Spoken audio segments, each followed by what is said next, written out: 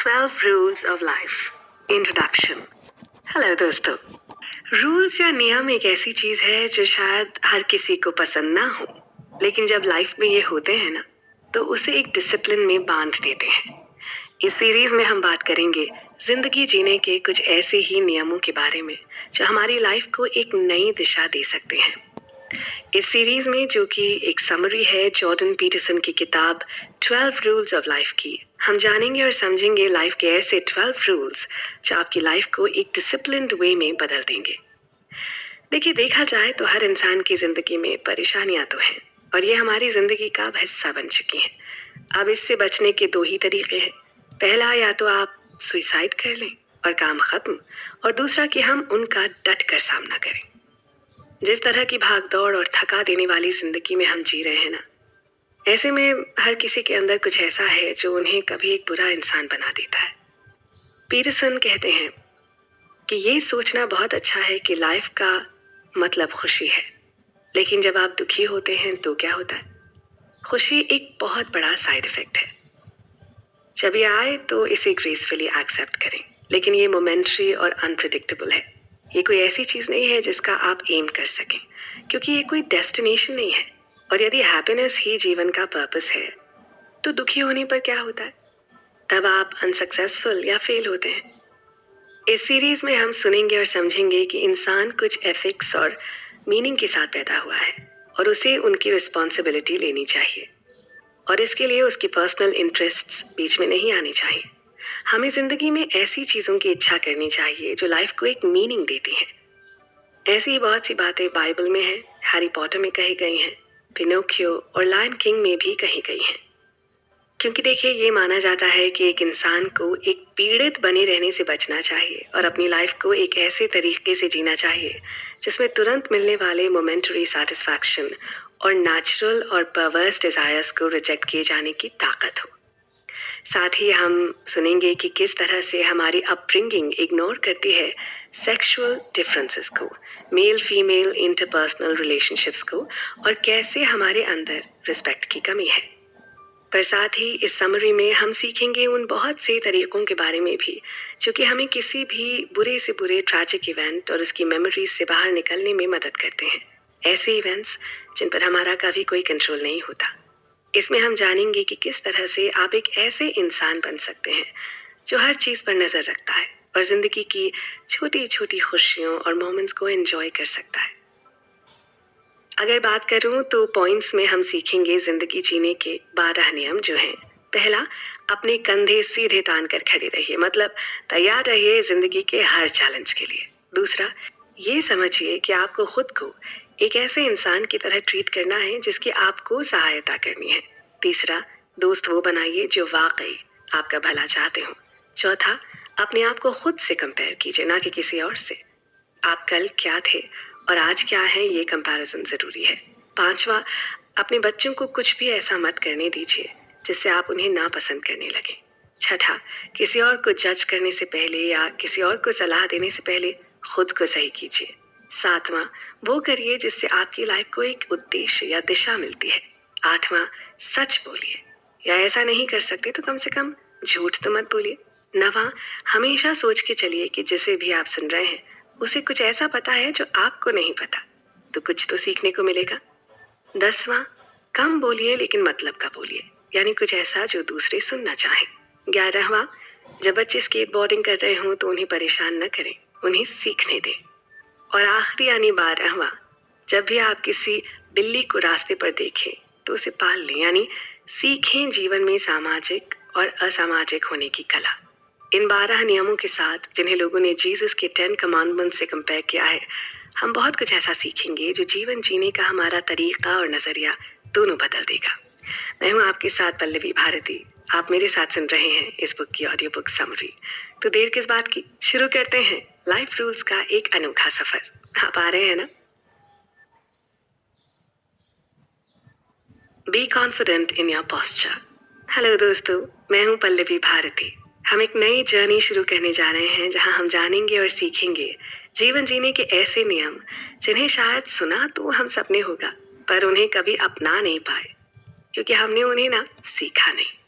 ये series summary है Jordan Peterson की किताब 12 रूल्स ऑफ लाइफ की, यानी जीवन जीने के 12 नियम। सोचकर थोड़ा सा अजीब लगता है ना कि क्या वाकई जिंदगी नियमों में बांधी जा सकती है? क्या इन नियमों को फॉलो करके हमें खुशी मिल सकती है? पर इन सब के लिए सबसे पहले ये समझना होगा कि हम जो ढूंढ रहे हैं जिंदगी में वो क्या है, और आखिर किस तरह हमें खुद को इस लायक बनाना है कि हम उसे हासिल कर सकें। तो ये 12 रूल्स उन्हीं चीज़ों के बारे में हैं जो हमें शायद ये जानने में मदद करते हैं कि आखिर हम चाहते क्या हैं और उसे हासिल कैसे कर सकते हैं। सबसे पहले बात करते हैं पहले नियम की, जो हमें कहता है कि हमें सबसे पहले तो अपने कंधों को सीधा करना होगा। सुनकर काफ़ी कंफ्यूजिंग लगता है ना? तो समझिए कि हमारी जिंदगी वही है जो कि हमारा दिमाग हमें बनाता है। एक इंसान का दिमाग एक बहुत इंपॉर्टेंट रोल निभाता है कि क्या किसी इंसान को सक्सेस मिलेगी या वो सक्सेसफुल नहीं होगा, स्पेशली बहुत ही टफ और एक्सट्रीमली डिफिकल्ट सिचुएशंस में। हमें ये समझने की ज़रूरत है कि किसी भी फाइटिंग सिचुएशन में हमें अपने दिमाग को एक बेहतरीन फ्रेम में ढालना बहुत ज़रूरी है। मतलब हमें और हमारे दिमाग को ये पता होना चाहिए कि किस तरह की सिचुएशन में कैसे रिएक्ट करना है। इसके लिए ज़रूरी है हमारा पर्सपेक्टिव, यानी कि दृष्टिकोण।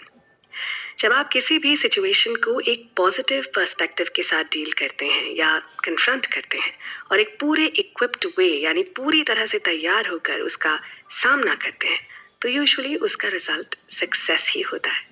फूड, शेल्टर और स्पेस जैसे लिमिटेड रिसोर्सेज के साथ बेसिक ज़रूरतों के बढ़ते सेट को पूरा करने के लिए इंसानों और जानवरों का आपस में और एक दूसरे के साथ एक बहुत ही कांस्टेंट स्ट्रगल है। और इन स्ट्रगल्स के बीच इंसानों ने अपने लिए कुछ ऐसे सिस्टम्स डेवलप कर लिए हैं जो ये अश्योर करने के लिए ज़रूरी हैं कि किसी भी तरह के कॉस्टली आउटकम्स पैदा न हों। इंसानों के बीच होने वाला ये स्ट्रगल एक डोमिनेंस हायरार्की के कॉन्सेप्ट को जन्म देता है। अनफॉर्चुनेटली ये हायरार्की सिर्फ उन्हीं को फेवर करती है जो लोग इस सीक्वेंस में सबसे ऊपर बैठे हुए होते हैं। वहीं दूसरी ओर जो लोग इस सीक्वेंस में नीचे हैं, उनके लिए ये प्रोसेस बहुत कॉस्टली है। सीक्वेंस में नीचे बैठे लोगों का रिस्पॉन्स काफ़ी कॉस्टली है, क्योंकि ये उनके जिंदा रहने की नीड्स पर डिपेंड करता है। इतना महंगा होने में उनके रिएक्शंस कठिन परिस्थितियों से बचने में बेहद फायदेमंद हो सकते हैं। इवेंचुअली इन रिएक्शंस का व्यक्ति की ओवरऑल साइकी पर इफेक्ट पड़ता है। देखिए, अगर बात करें लॉबस्टर्स की, तो लॉबस्टर्स दिखाते हैं कि कैसे डोमिनेंस हायरार्की पर्यावरण का एक इम्पॉर्टेंट फीचर रहा है, जिसे सभी कॉम्प्लेक्स लाइफ्स ने अडेप्ट किया है। इस प्लैनेट पर अधिकांश जानवरों के लिए यदि आप लो स्टेटस के हैं तो जीवन बहुत अच्छा नहीं है। आपके पास रहने के लिए कहीं जगह नहीं है, कहीं नहीं जाना है, आपका भोजन भयानक है, आपकी मिनिमल रोमांटिक रुचि है, आपके बीमार पड़ने की संभावना ज़्यादा है, जल्दी से उम्र बढ़ने और यंग एज में मरने की संभावना ज़्यादा है, आपके आसपास शोक मनाने के लिए बस कुछ ही लोग हैं। वैज्ञानिकों ने देखा है कि लॉबस्टर बेस्ट आश्रय स्थलों के लिए कंपटीशन करने के लिए अग्रेसिव झगड़े को उकसाते हैं, और ये वास्तव में उनके जीव विज्ञान को बदल देता है। उदाहरण के लिए विजेताओं के पास सेरोटोनिन ऑक्टोपमीन का एक मजबूत रेशियो होता है, जबकि लॉबस्टर के लिए रेशियो कम हो जाता है जो आमतौर पर हार जाते हैं। जबकि उन लॉबस्टर्स के लिए ये रेशियो कम हो जाता है जो आमतौर पर हार जाते हैं। इसका मतलब है कि हार्मोन जीत का कारण बनता है। लॉबस्टर्स ऐसा करते हैं एक कॉन्फिडेंट पोस्चर प्रेजेंट करने के अलावा मजबूत और स्वस्थ रहने के लिए। इसके विपरीत उनके काउंटर पार्ट्स अधिक डरपोक हो जाते हैं और डर से बाहर निकल जाते हैं। और जैसा कि आपने शायद देखा है, इस व्यवहार की अक्सर मनुष्यों द्वारा भी नकल की जाती है। जो लोग जीवन में बार बार जीतते हैं वो अपनी जीत की लय से एक्साइटेड हो जाते हैं, और इससे उन्हें आत्मविश्वास के साथ नई चुनौतियों का सामना करने में आसानी होती है। वास्तव में वो आत्मविश्वास अक्सर उन्हें आगे की सफलता क्रिएट करने में सक्षम बनाता है। इसी तरह जो लोग डिप्रेशन की चपेट में होते हैं या ये महसूस करते हैं कि लाइफ कभी भी उनके फेवर में नहीं है, वो अधिक जोखिम से विपरीत होते हैं और हर सिचुएशन को ऐसे अप्रोच करते हैं जैसे कि वो पहले से ही जानते हैं कि वो फेल होंगे। बदले में उनकी एक आत्मनिर्भर प्रोफेसी बन जाती है जो उनकी ब्लीक वर्ल्ड व्यू को रीइंफोर्स करती है। पीटरसन ने इस कॉन्सेप्ट को ये कहते हुए समराइज किया कि अपने कंधों के साथ सीधे खड़े होने के लिए जीवन की भयानक जिम्मेदारी को स्वीकार करना है खुली आंखों से। इसका मतलब है कि अपनी विल से पोटेंशियल केओस को रहने योग्य व्यवस्था की रियलिटीज में बदलने का निर्णय लेना। इसका अर्थ है स्वेच्छा से एक उत्पादक और सार्थक वास्तविकता उत्पन्न करने के लिए आवश्यक बलिदान करना। प्राचीन भाषा में ईश्वर को खुश करने के लिए कार्य करना। इसलिए यदि आप जीवन में आगे बढ़ने या एक टॉक्सिक साइकिल को तोड़ने की कोशिश कर रहे हैं, तो हम आपको सबसे अच्छी सलाह दे सकते हैं। लॉबस्टर की तरह सोचिए। जी हाँ, लोगों को ये बताने के लिए कि आप विनर हैं, उस कॉन्फिडेंस से भरे पोज पर स्ट्राइक करें और इसे तब तक बनाए रहें जब तक कि आप इसे हासिल नहीं कर लेते। इस सीरीज के अगले भाग में हम सुनेंगे एक ऐसे रूल के बारे में जो हमें बताता है कि हमें क्या करना चाहिए, अपनी ग्रोथ के लिए क्या करना जरूरी है। अब ये तो आप जानना ही चाहेंगे ना, तो आइए बढ़ते हैं अगले चैप्टर पर। Help yourself part 1। हेलो दोस्तों, मेरा नाम है पल्लवी भारती। इस सीरीज में अभी तक हमने सुना कि हमें किसी भी सिचुएशन के लिए तैयार रहना चाहिए और उसका डट कर सामना करना चाहिए। लेकिन ये कब हो सकता है, सोच कर देखिए।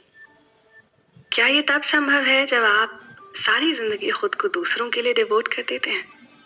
हमें हमेशा लगता है और सिखाया भी जाता है कि हमेशा दूसरों की मदद करो, परोपकार करो, हेल्पफुल नेचर रखो, और ये सब सही भी है। आखिर एक अच्छा इंसान वही है जो दूसरों के काम आए। लेकिन इन सारी चीजों और बातों में एक चीज जो हम अक्सर भूल जाते हैं दुनिया में, और वो दुनिया में किसी भी चीज से ज्यादा जरूरी है, आप खुद। वो इंग्लिश कहावत तो आपने सुनी ही होगी, चैरिटी बिगिंस एट होम। और इस संसार में घर शुरू होता है हमसे, यानी हमारा दिमाग, हमारी बॉडी, हमारी सराउंडिंग्स। इस सीरीज में, जो कि समरी है पीटरसन की किताब 12 रूल्स ऑफ लाइफ की, आज हम बात करेंगे हमारे अपने बारे में। सबसे पहले ये कहावत आपको उल्टी लग सकती है। आखिरकार क्या ये नहीं कहा जाना चाहिए कि दूसरों से वैसे ही प्यार करें जैसे आप खुद से करते हैं? लेकिन जबकि ये निश्चित रूप से कॉमन एक्सप्रेशन है, ये हमारे उद्देश्यों के लिए ऑपोजिट है, क्योंकि अक्सर हम अपने लिए कम, दूसरों की देखभाल करने में बेहतर ज्यादा होते हैं। और ऐसा इसलिए है क्योंकि हम अक्सर अपनी खुद की कमियों के बारे में ज्यादा अवेयर होते हैं, और ये अवेयरनेस सेल्फ हेट का कारण बन सकती है।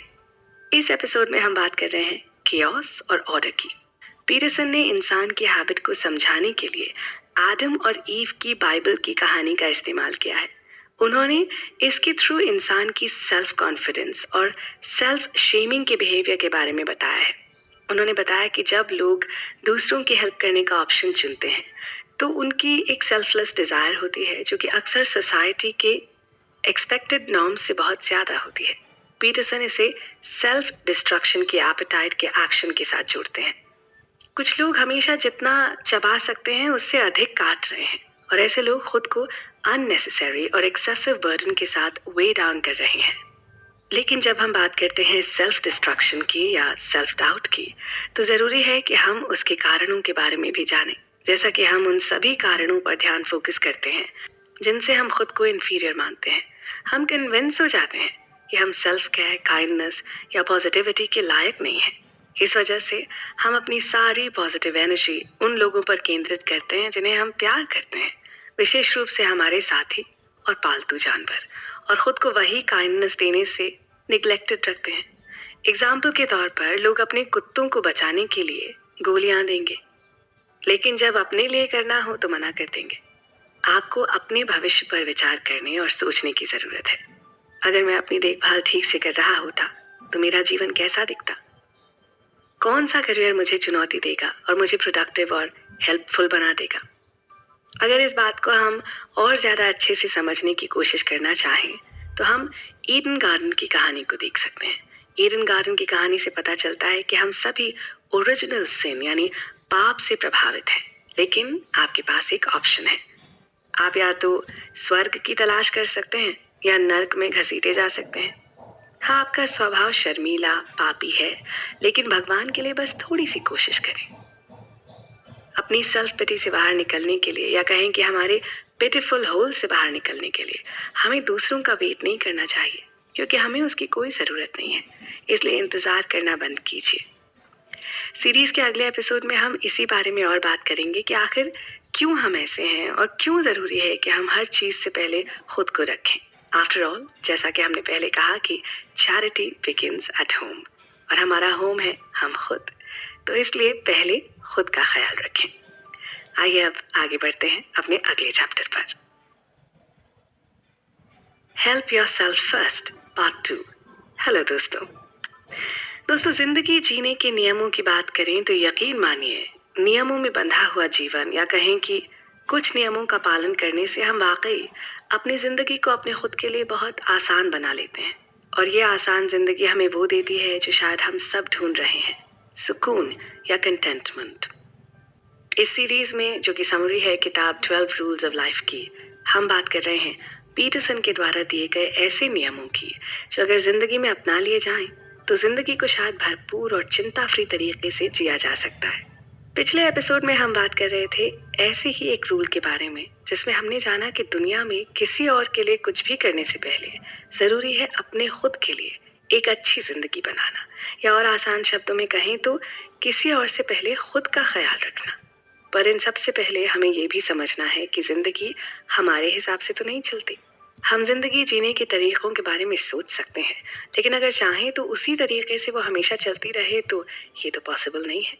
लाइफ इज अनप्रिडिक्टेबल, इसलिए जरूरी है कि हम हर कठिन परिस्थिति के लिए तैयार रहें, लेकिन इसके लिए आप उसकी चिंता में जीना छोड़ दें, ये तो बिल्कुल गलत है। पीटरसन ने कहा है कि हम कोई भी हों, कालाहारी रेगिस्तान में रहने वाले या वॉल स्ट्रीट बैंक का, कुछ चीजें हमारे नियंत्रण में होती हैं और कुछ चीजें नहीं होती। वो आगे कहते हैं कि जब हम अपने आप को कुछ ऐसी चीज को ठीक करने में लगा देते हैं या पूरी तरह से किसी ऐसी चीज को ठीक करने में जुट जाते हैं जो कि हमारे वश में नहीं है, तो खुद को ऐसा करने के लिए बाउंड करना है, या इस बाउंडेशन की भावना ही किसी भी इंसान को एंड में एक विनाश या डिस्ट्रक्शन की ओर ले जाती है।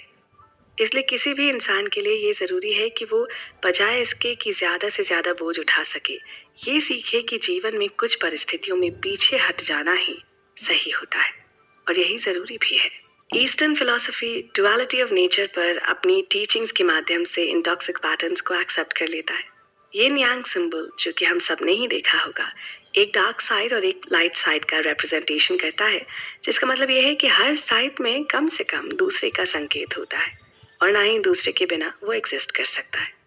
ईस्टर्न फिलॉसफी ये भी मानती है कि दोनों को गले लगाकर और दोनों के बीच एक हेल्थी बैलेंस की तलाश करके ही हार्मनी को प्राप्त किया जा सकता है। माता पिता और उनके बच्चे के उदाहरण से समझें तो एक्सट्रीम्स को अवॉइड करके ये बैलेंस प्राप्त किया जा सकता है। मान लीजिए कि एक माता पिता अपने बच्चे के लिए केवल सर्वश्रेष्ठ चाहते थे, और इसीलिए वो अपने बच्चों को कुछ भी बुरा अनुभव करने से रोकने के लिए हमेशा ही जागरूक करते रहते हैं। हालांकि अगर वो अपने बच्चे को बचाने में बहुत दूर जाते हैं और इस तरह उन्हें दुनिया के बारे में सीखने या नए अनुभवों की खोज करने से रोकते हैं, तो फिर वो एक ऑपोजिट एक्सट्रीम की ओर बढ़ रहे होंगे। नेगेटिव इफेक्ट से सुरक्षित रहने की बजाय उनका बच्चा बस स्टाइफल्ड महसूस करेगा और स्वतंत्रता की भावना को फिर से पाने के लिए और ज्यादा एक्सट्रीम तरीकों से विद्रोह कर सकता है। पीटरसन का कहना है कि यदि मैं किसी का मित्र, परिवार का सदस्य या प्रेमी हूँ, तो मैं मॉरल रूप से अपनी ओर से उतना ही कठिन बार्गेन करने के लिए ओब्लाइज्ड हूँ जितना कि वो उनकी ओर से हैं। पीटरसन का आर्ग्यूमेंट उन लोगों की लड़ाई लड़ने के लिए वैलिड है जिनकी आप परवाह करते हैं, लेकिन वो ऐसा करते समय खुद की देखभाल जारी रखने की इम्पोर्टेंस का मेंशन करने में फेल रहता है। इन एक्सट्रीम सीमाओं में से कोई भी हेल्थी नहीं है। इसलिए जब आप अपने खुद के जीवन में संतुलन चाहते हैं तो याद रखें कि डार्क साइड की ओर बहुत दूर न जाएं या परफेक्शन के प्रयास में ओवरबोर्ड न जाएं। परफेक्ट होना इम्पॉसिबल है और केओस ना अनअवॉइडेबल है, इसलिए अनअवॉइडेबल से लड़ने में अपना समय और ऊर्जा बर्बाद न करें। इस सीरीज के अगले भाग में हम बात करेंगे दोस्तों की, यानी वो लोग जो हमारे आसपास का वातावरण है, जो हमें और हमारे जीवन की अहम सोच को अफेक्ट करते हैं और हमें जीवन की बहुत सारी बातें सिखाते हैं। तो आइए बढ़ते हैं अपने अगले चैप्टर की ओर। Choose your friends wisely part 1। Hello दोस्तों, मेरा नाम है पल्लवी भारती और आप मेरे साथ सुन रहे हैं ये ऑडियो बुक समरी। अच्छा, क्या आपने कभी गौर किया है कि आपके फ्रेंड्स जो कहते हैं वो आपके ध्यान में आने से पहले ही आपकी वोकैबुलरी में कैसे फिट हो जाता है? ये कोई आश्चर्य की बात नहीं है, क्योंकि जितना ज्यादा समय आप लोगों के आसपास बिताते हैं उतना ही ज्यादा आप उनकी चीजें अपना लेते हैं, या ये कहें कि उतना ही ज्यादा उनका आपके दिल और दिमाग पर असर पड़ता है। चलो ये तो मामूली सी बात है और इसमें कोई ख़ास सरप्राइज़ भी नहीं है, क्योंकि आप लोगों के साथ जितना ज़्यादा समय बिताते हैं, उतना ही ज़्यादा उनका आपकी मेमोरी और आपकी लाइफ पर असर पड़ता है। 12 रूल्स ऑफ लाइफ किताब की इस समरी में हम बात करने जा रहे हैं हमारी लाइफ के एक ऐसे एलिमेंट की जो हम सबकी ज़िंदगी का एक इनसेपरेबल पार्ट है। जी हाँ, हम बात कर रहे हैं हमारे दोस्तों की, या वो लोग जो हमारे आसपास रहते हैं, जो कि हमारी सराउंडिंग बनाते हैं। तो ज़रूरी ये है कि हम अपने लोगों को यानी अपने दोस्तों को सोच समझ कर चुनें। इसलिए अपने दोस्तों को सिलेक्ट करते समय अगर हम उन्हें उनके स्पीच पैटर्न के आधार पर सिलेक्ट करते हैं तो ये हार्मलेस हो सकता है। और यदि आप देखते हैं कि आपके दोस्तों की टॉक्सिक आदतें और लक्षण आपको भी अफेक्ट कर रहे हैं, तो ये वाकई में चिंता का कारण हो सकता है। पीटरसन इस नियम के बारे में साइकोलॉजिकल विचारों में डाइव इन करते हैं और एक promising in depth analysis present करते हैं जो लोगों की टॉक्सिक संबंध बनाने की टेंडेंसी से मजबूत होता है। ऐसे बहुत से कारण हैं जो व्यक्तियों को ऐसे व्यक्तियों से फ्रेंडशिप करने से रोकते हैं जो हानिकारक हो सकते हैं। हम अक्सर अपने दोस्तों को सामान्य बेनिफिट्स या common shared sense of humour जैसे सतही क्राइटेरिया के मीडियम से चुनते हैं। हम हमेशा इस बात पर विचार करने के लिए रुकते नहीं हैं कि हमारा सबसे अच्छा दोस्त किस प्रकार का व्यक्ति है, और ना ही हम हमेशा उस इम्पैक्ट पर रिफ्लेक्ट करते हैं जो जहरीली आदतों पर पड़ सकता है, जो कि हमारा पर्सनल डेवलपमेंट अफेक्ट करता है। और पीटरसन के हिसाब से इन सभी कारणों में सबसे प्रोमिनेंट कारण है दोस्ती में ऑब्जेक्टिविटी की कमी। हम अक्सर किसी से दोस्ती करने से पहले ऐसे बहुत से कारणों को नज़रअंदाज कर देते हैं या अपनी लिस्ट में रखते ही नहीं हैं। उदाहरण के लिए उन इनिशियल फैक्टर्स को समझना आवश्यक है जो कि व्यक्ति की मदद करने से पहले ऐसे सर्कमस्टांसेस की ओर ले जाते हैं। जब आप किसी को बचाना चाहते हैं तो पहले जांच कर लें कि वो परेशानी में क्यों है। ये मत समझिए कि वो अनजस्ट सर्कमस्टांसेस और एक्सप्लॉयटेशन के महान शिकार है। यदि आप विक्टिम की ओर से बिना किसी पर्सनल रिस्पॉन्सिबिलिटी के उनके साथ हुई हर चीज़ मान लेते हैं, तो आप उनसे एजेंसी और उनकी पर्सनल पावर छीन लेते हैं। पीटरसन का दावा है कि आपको केवल ये नहीं मानना चाहिए कि वो अनजस्ट सर्कमस्टांसेस और एक्सप्लॉयटेशन का शिकार है। इस मामले में रिश्ते में ऑब्जेक्टिविटी होगी जो कि इंश्योर्ड होगी।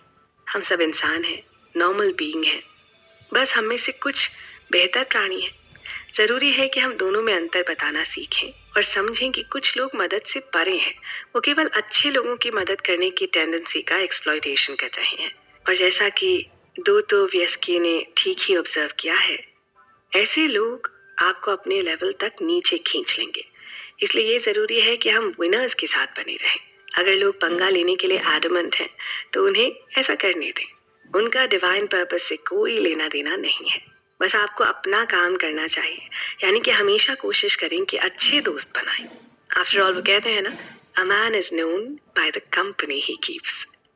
इस सीरीज के अगले भाग में इसी आइडिया को आगे बढ़ाते हुए हम जानेंगे कि हमें दोस्तों की जरूरत क्यों है और आखिर किस तरह के दोस्त बनाना हमारे लिए सही है और उनकी हमारी जिंदगी में क्या अहमियत है। अगले चैप्टर पर आप आ रहे हैं ना? हेलो दोस्तों, मेरा नाम है पल्लवी भारती और आप मेरे साथ सुन रहे हैं 12 रूल्स ऑफ लाइफ की ऑडियो बुक समरी। देखिए, हम सब जानते हैं कि फ्रेंड्स होने का एक पर्पस होता है लाइफ में। अन्य लोगों में मीनिंग खोजना एकमात्र ऐसा सोल्यूशन है जिसका उपयोग कई लोग मॉडर्निटी के रेपिटेशन और बोर्डम से निपटने के लिए करते हैं। जिंदगी में दोस्त होना जितना जरूरी है, उससे भी ज्यादा जरूरी है अच्छे और सही दोस्त होना। सीरीज के आज के इस एपिसोड में हम बात करेंगे कैसे दोस्त बनाने चाहिए और उन्हें किस तरह से चुनना चाहिए। मजबूत नींव पर दोस्ती डेवलप करना इम्पोर्टेंट है क्योंकि वो आमतौर पर सबसे स्वस्थ और फायदेमंद होते हैं। दोस्तों को चुनते समय हमेशा उन लोगों को चुनने की सलाह दी जाती है जो किसी की बुराई करने वाले या बुरा करने के बजाय उनका भला करने की सोचते हैं। पीटरसन कहते हैं कि दोस्ती एक रेसिप्रोकल अरेंजमेंट है। आप मॉरल रूप से किसी ऐसे व्यक्ति का सपोर्ट करने के लिए बंधे हुए नहीं हैं जो दुनिया को बदतर जगह बना रहा है। इस रीजन के साथ किसी के लिए अपने रिश्तों में कॉस्ट बेनिफिट एनालिसिस करना जरूरी है। जब कॉस्ट प्रॉफिट से ज्यादा हो जाता है तो अपने लिए chaotic दोस्ती को छोड़ना इम्पोर्टेंट है। यदि किसी व्यक्ति का कोई फ्रेंड है जिसे वो किसी अन्य व्यक्ति का रेफरेंस नहीं देगा, तो रिश्ते को प्रायोरिटी देने या बनाए रखने की कोई जरूरत नहीं है। ऐसे व्यक्तियों के साथ समय बिताने के बजाय जो आपकी प्रोग्रेस को डिमिनिश करेंगे या आपसे जलन करेंगे, आपको ये एफर्ट करना चाहिए कि कौन आपकी ग्रोथ में हेल्पफुल हो और इंस्पायर्ड हो आपसे। ये ऐसे दोस्त होते हैं जो किसी और के जीवन में वैल्यू ऐड करते हैं। उदाहरण के लिए कई प्रबंधकों और प्रोफेसरों को लगता है कि हाई परफॉर्म करने वाले लोगों के साथ एक ग्रुप प्रोजेक्ट में एक अंडर अचीवर को रखने से वो व्यक्ति रेडी होगा और वो अपने काउंटर पार्ट्स की बेस्ट प्रैक्टिसेस को फॉलो करने के लिए एनकरेज होगा। हालांकि स्टडीज से पता चला है कि विपरीत प्रभाव वास्तव में ज्यादा होने की संभावना है और सक्सेसफुल साथियों को नेगेटिव इम्पैक्ट से नीचे लाया जाएगा। और इसलिए ये बहुत इंपॉर्टेंट है कि हम अपने आप को पॉजिटिव लोगों से घेर लें जो एक्टिव रूप से अपने जीवन में अच्छी आदतें डेवलप करते हैं। इसलिए याद रखें कि विवेक का प्रयोग करना स्नॉबी या जजमेंटल होने के समान नहीं है। पर्सपेक्टिव मित्रों को उनकी स्टाइल या सोशल इकोनॉमिकल डिफरेंसेस जैसे छोटे फैक्टर्स के कारण डिसमिस करने के बजाय आप एक्टिव रूप से ऐसे लोगों की तलाश कर रहे हैं जो पॉजिटिव बदलाव को अफेक्ट करने में आपकी मदद करेंगे। और इस तरह की पार्टनरशिप की खूबी यह है कि ये म्यूचुअल रूप से लाभकारी है। एक अच्छा दोस्त आपको सेल्फ पिटी में डूबने या नेगेटिव सेल्फ टॉक में शामिल होने की परमिशन नहीं देगा, और जब वो आपको टॉक्सिक बिहेवियर डेवलप करते देखेंगे तो वो आपको उससे बाहर निकाल लेंगे, और बदले में आप उनके लिए भी ऐसा ही करेंगे, क्योंकि आप दोनों अपने आप को और अपने आसपास की दुनिया को बेहतर बनाने की कोशिश कर रहे हैं। आपकी दोस्ती सचमुच आप दोनों को सबसे अद्भुत बनने में मदद करेगी। आप वो हैं जो आपके दोस्त और आपके आसपास के लोग आपको बनाते हैं। इसलिए ये बेहद जरूरी है कि आप ये तय करें कि किसे अपना दोस्त बनाना है और उन लोगों को आखिर चुनना कैसे है। जरूरी है कि किसी को भी दोस्त बनाने से पहले ये देख लेने की कोशिश कर लेनी चाहिए कि आखिर ये दोस्त हमारा कब तक साथ देंगे और हमारी पर्सनालिटी को किस तरह से इम्प्रूव करेंगे। So choose your friends wisely. इस सीरीज के अगले भाग में हम बात करेंगे हमारी अपनी प्रोग्रेस या तरक्की की। हम कल क्या थे और हम आज क्या हैं। हमें इस बात पर फोकस करना चाहिए कि हम खुद को किस तरह से इम्प्रूव कर रहे हैं। ये बहुत ही इम्पोर्टेंट टॉपिक है। उम्मीद है कि आप हमारे साथ अगले चैप्टर तक आ रहे हैं। Be a better self every day part 1। Hello दोस्तों, मेरा नाम है पल्लवी भारती और आप मेरे साथ सुन रहे हैं इस बुक की ऑडियो बुक समरी। दोस्तों, आपके साथ ये जरूर हुआ होगा ना कि जब किसी न किसी बात पर या किसी चीज पर या आपके अपने एफर्ट्स पर, आपकी अपनी जीत और हार पर आपको किसी न किसी से कंपेयर किया गया होगा। किया गया है ना। उस कंपैरिजन ने आपको कुछ दिया या न दिया हो, लेकिन एक चीज जो सिखा दी है वो है कंपैरिजन। ऐसा कितनी बार होता है कि आप कितनी बार खुद को दूसरों की सफलता से तुलना करते हुए पाते हैं, चाहे वो अपने आप को बेटर बनाने के इरादे से हो, और उसके लिए आप ऐसे स्टेटमेंट्स यूज करते हैं जैसे ठीक है, कम से कम मैंने उससे बेहतर किया, या इस तरह के कमेंट्स से खुद को डिस्करेज करने के लिए मैं उस प्राइज को कभी नहीं जीतूंगा जैसा कि उसने किया। ये थॉट पैटर्न बियॉन्ड टॉक्सिक है। ऐसा इसलिए है क्योंकि कंपैरिजन प्रोग्रेस का किला है। इस सीरीज के इस भाग में हम बात कर रहे हैं कंपैरिजन की। कंपैरिजन अगर दूसरों से हो तो ये अक्सर हम पर नेगेटिव इफेक्ट डालता है, लेकिन यही कंपैरिजन अगर खुद से किया जाए ना तो ये हमें आगे बढ़ने में मदद करता है। इसलिए यहाँ ये क्लियर करना इम्पोर्टेंट है कि कंपैरिजन और सेल्फ क्रिटिसिज्म एक ही चीज नहीं है। सेल्फ क्रिटिसिज्म हेल्दी है एक हद तक, क्योंकि ये आपको वास्तविक रूप से अपने फ्लॉज और कमियों को आइडेंटिफाई करने और उन क्षेत्रों की पहचान करने के लिए इनवाइट करता है जहां आप सुधार कर सकते हैं। यही हमें एक उज्जवल, अधिक सफल फ्यूचर की दिशा में काम करने के लिए प्रेरित करता है। लेकिन कंपैरिजन के लेंस से डिस्चार्ज होने पर सेल्फ क्रिटिसिज्म एक अगली टर्न लेता है, क्योंकि खुद से ये पूछने के बजाय कि हम अपने पर्सनल बेस्ट में सुधार करने के लिए क्या कर सकते हैं, कंपैरिजन हमें दूसरों के स्टैंडर्ड से खुद को इवैल्यूएट करने के लिए इंस्पायर करता है।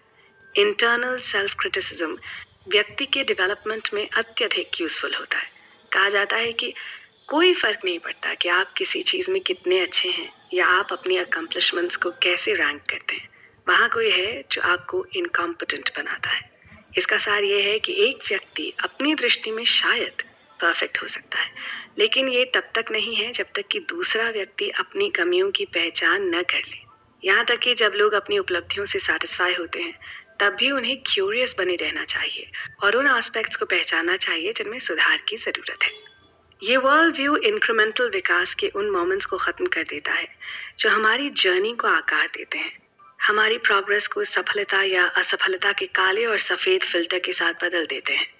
और अगर हम ये आइडेंटिफाई करते हैं कि हम दूसरों के मेजर्स के बराबर नहीं हैं, तो हम डिसाइड कर लेते हैं कि हम असफल रहे हैं। लेकिन सच्चाई के आगे कुछ नहीं हो सकता, क्योंकि अगर हम एक कदम पीछे हटें और बड़ी तस्वीर देखें, तो हम अपने जीवन के हर हिस्से को क्लियर रूप से देख पाएंगे और उन छोटे पर्सनल माइलस्टोन्स को एक्सेप्ट कर पाएंगे जो हमारे विकास को इंडिविजुअल्स के रूप में डिफाइन करते हैं। हो सकता है कि आपके कॉलीग्स को आपके बजाय वो प्रमोशन मिली हो, लेकिन हो सकता है अपने करियर को प्रायोरिटी देने के बजाय आप अपने परिवार के साथ अपने रिश्ते को डेवलप कर रहे थे, क्योंकि यही आपके लिए सही था। हमें ये समझना होगा कि हर इंसान की जिंदगी में अलग अलग समय पर अलग अलग चीजों, लोगों और परिस्थितियों की डोमिनेंस होती है।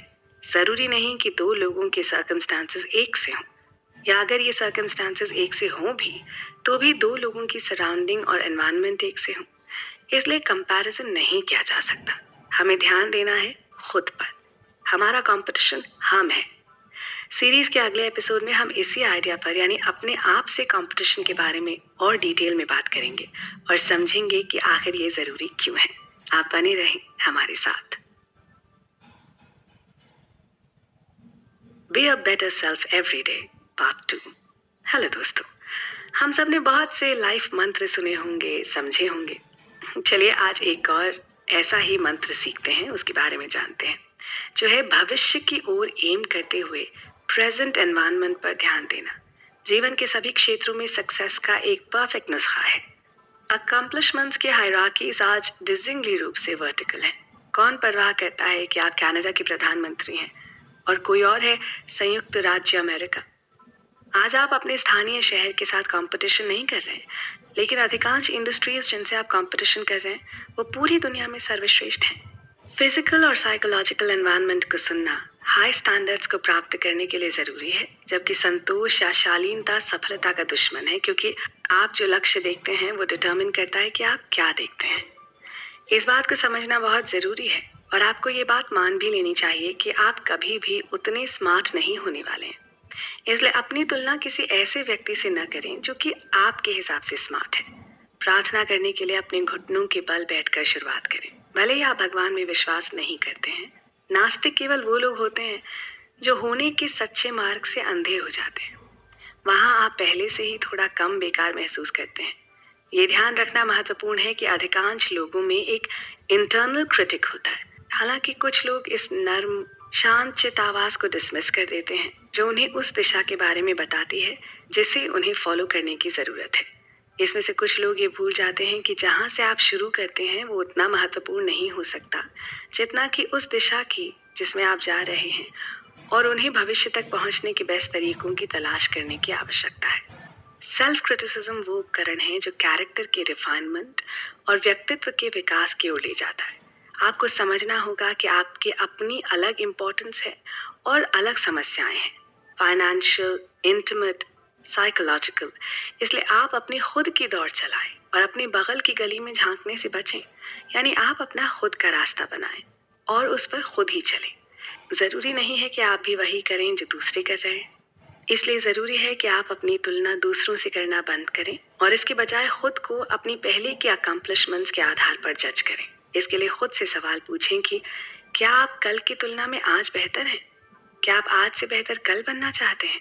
यदि उत्तर हाँ है और ये होना चाहिए, तो ये स्वयं को सही रास्ते पर रखने का रहस्य है। ऐसा क्यों है? क्योंकि जब आप अपने प्रेजेंट की तुलना अपने पास्ट से करते हैं, तो आप पहचान लेंगे कि आप उन तरीकों से बढ़ रहे हैं जो आपके लिए सही गति से बढ़ रहे हैं, जो आपको सबसे अच्छा लगता है। आप डेवलपमेंट के उन छोटे छोटे क्षणों को स्वीकार करने में सक्षम होंगे जो आपके बेस्ट सेल्फ के विकास में इम्पोर्टेंट रोल प्ले करते हैं, और आप अपने जीवन के अनूठे पहलुओं को अप्रिशिएट करने में सक्षम होंगे जो आपकी प्रोग्रेस को आपके लिए स्पेसिफिक बनाते हैं। इसलिए अपनी पर्सनल प्रोग्रेस का इवैल्यूएशन केवल उन मेजर्स से करें जो आप पर लागू होते हैं, और जब आप अपने प्रोग्रेस का इवैल्यूएशन करते हैं तो आप अपने आप को एक होम इंस्पेक्टर के रूप में सोचें और एक होम इंस्पेक्टर की तरह आप नीचे से ऊपर तक सब कुछ का इवैल्यूएशन करेंगे, ये डिटरमिन करते हुए कि कोई समस्या कॉस्मेटिक सुधार है या स्ट्रक्चरल फ्लॉ है। और इसे करने का आसान सा तरीका है, आपको जिस भी चीज़ के लिए ये लगता है कि इसकी आपको ज़रूरत है, तो आप उसकी एक सूची बनाएं जिसे सुधारने की आवश्यकता है और फिर उस पर काम करें। अपने आप को उसी तरह से रेनोवेट करें जैसे आप किसी घर को करेंगे। सबसे अच्छी बात यह है कि जब आप वो इंसान बनने पर इतना ध्यान केंद्रित करते हैं जो आपको होना चाहिए, तो आपके पास दूसरों से अपनी तुलना करने के बारे में सोचने का समय नहीं होगा और आप अपने आप को उससे थोड़ा ज्यादा बेहतर बना पाएंगे जो कि आप कल थे। दोस्तों, इस सीरीज में जो कि समरी है पीटरसन की किताब 12 रूल्स ऑफ लाइफ की, इसके अगले भाग में हम बात करेंगे एक और रूल की जो कि हमें ये बताता है कि समाज में अच्छे भविष्य को बनाने के लिए आखिर हमारे बच्चों को कैसा होना चाहिए, क्योंकि आखिर वही तो है हमारे समाज का भविष्य। आइए चलते हैं अगले चैप्टर पर। आप बने रहें हमारे साथ। Raise your children wisely, Part 1। Hello दोस्तों, मेरा नाम है पल्लवी भारती और आप मेरे साथ सुन रहे हैं 12 रूल्स ऑफ लाइफ की ऑडियो बुक समरी। अच्छा, कितनी ही बार आपसे आपके पेरेंट्स ने कहा होगा ना कि हम तो तुम्हारे दोस्त जैसे हैं या हमें अपना दोस्त ही समझो। इनफैक्ट एक कहावत भी आपने सुनी होगी, जब बाप का जूता बेटे के पैर में आने लग जाए तो वो दोस्त बन जाते हैं, और भी न जाने क्या क्या, जो ये बताने के लिए होता है कि माता पिता बच्चों के दोस्त होते हैं। कई माता पिता अपने बच्चों के साथ दोस्ती करने का फैसला करते हैं। वो अपने बच्चों की दोस्ती सबसे ऊपर चाहते हैं और इसे पाने के लिए रिस्पेक्ट को भी सैक्रिफाइस करने को तैयार हैं। लेकिन जरा सोच कर देखिए, क्या ये सही है? ये अच्छा नहीं है। किसी भी माता पिता के लिए अपने बच्चों को पालने का सही तरीका जीवन की सबसे बड़ी उलझनों में से एक है और ये बहुत सारे माता पिता को प्रॉब्लम देता है क्योंकि वो इसे ठीक करने के लिए स्ट्रगल करते हैं। कुछ माता पिता अपने बच्चों को डिजायरेबल बिहेवियर के लिए ट्रेन करने में सफल नहीं होते हैं। बच्चों के बीच डिजायरेबल बिहेवियर का डेवलपमेंट एक स्पेसिफिक पीरियड के दौरान होता है जब वो सोशलाइजेशन के नॉर्म्स को सीखना शुरू करते हैं। हालांकि इस अवधि के दौरान उनके माता पिता उन्हें ठीक करने के लिए सावधान नहीं हो सकते हैं। बाद में माता पिता को केवल तभी पछतावा हो सकता है जब बच्चे के कार्यों और व्यवहारों की शर्मिंदगी हो। आमतौर पर इस बिंदु पर या तो बहुत देर हो चुकी होती है या चेंजेस को लागू करना बेहद मुश्किल होता है। माता पिता बच्चों के विकास में एक इंटेग्रल भूमिका निभाते हैं और समाज में उनकी पोजीशन का भी ध्यान रखते हैं और कोशिश करते हैं कि वो एक इम्पोर्टेंट पार्ट बन सकें। एक तरह से देखा जाए तो हमारे बच्चे दुनिया में खाली स्लेट के रूप में आते हैं। हम अक्सर इस सवाल से पैरालाइज हो जाते हैं कि आने वाली पीढ़ियों को इम्पैक्ट करने वाले लोगों पर क्या लिखा जाए। देखिए, इस प्रश्न का उत्तर देने के लिए स्टार्टिंग पॉइंट इनेट ह्यूमन एग्रेशन को स्वीकार करना है। याद रखें कि बच्चे ओरिजिनल सिन के साथ पैदा होते हैं और उनमें बुराई के लिए बहुत बड़ी कैपेसिटी होती है, यानी वो कुछ भी बुरा आसानी से सीख सकते हैं और उसे इस्तेमाल कर सकते हैं। वो निर्दोष प्राणी नहीं है, उन्हें अनुशासन की आवश्यकता है। यदि वो बड़े होकर वेग रूप से वर्दी ह्यूमंस बनने जा रहे हैं और यदि आवश्यक हो तो उन्हें थप्पड़ मारिए। हम सभी जानते हैं कि बच्चे एक दूसरे के प्रति कितने बुरे हो सकते हैं। हर किसी के बचपन में कम से कम एक ना एक पॉइंट पर कोई ना कोई बदमाशी की कहानी तो होती है। तो क्या हुआ अगर हमारी प्राइमरी चिंता केवल दयालु बच्चों की परवरिश की रही है? नेबाउरर का दावा है कि काइंडनेस पैदा करने के लिए आपके बच्चे का मित्र होने से कहीं अधिक की जरूरत होती है। वास्तव में सफल पालन पोषण ये जोखिम उठाने की मांग करता है कि कई बार आपका बच्चा आपको पसंद नहीं करता है। बच्चों के दोस्त बनो, उन्हें कुछ मत कहो। इस तरह की बातों को नजरअंदाज करना जरूरी है क्योंकि कुछ भी हो जाए, डिसिप्लिन ही एक ऐसी चीज है जो उन्हें ठीक रख सकती है। जैसे जैसे बच्चे बड़े होते हैं वो माता पिता की शैली का परिणाम बन जाते हैं जिसका उपयोग घर पर बिताए वर्षों में किया जाता था। पीटरसन कहते हैं कि माता पिता समाज के आर्बिटर्स यानी मीडिएटर्स हैं। वो बच्चों को व्यवहार करना सिखाते हैं ताकि अन्य लोग उनके साथ मीनिंगफुली और प्रोडक्टिव रूप से बातचीत कर सकें।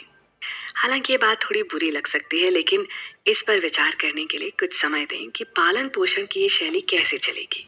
आखिरकार यदि आप अपने बच्चे के BFF होने पर ध्यान केंद्रित कर रहे हैं तो आप नियमों को लागू करने पर ध्यान केंद्रित नहीं कर रहे, बल्कि आपका काम ये इंश्योर करना है कि वो केवल हमेशा खुश रहें और मजे करें। और ये आपके बच्चे को एक अच्छी तरह से वेल एडजस्टेड और लाइकेबल अडल्ट बनने में मदद नहीं करेगा।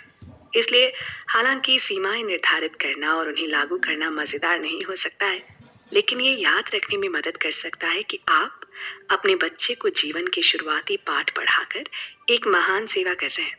सीरीज के अगले भाग में हम सुनेंगे कि किस तरह से अपने बच्चों को एक अच्छा नागरिक बनाने के लिए जरूरी है कि आप इस रूल का पालन करें, और इसके सक्सेसफुल तरह से काम करने के लिए आपको कौन कौन सी चीजें करनी चाहिए। आइए बढ़ते हैं आगे। आप साथ आ रहे हैं ना? Raise your children wisely part 2।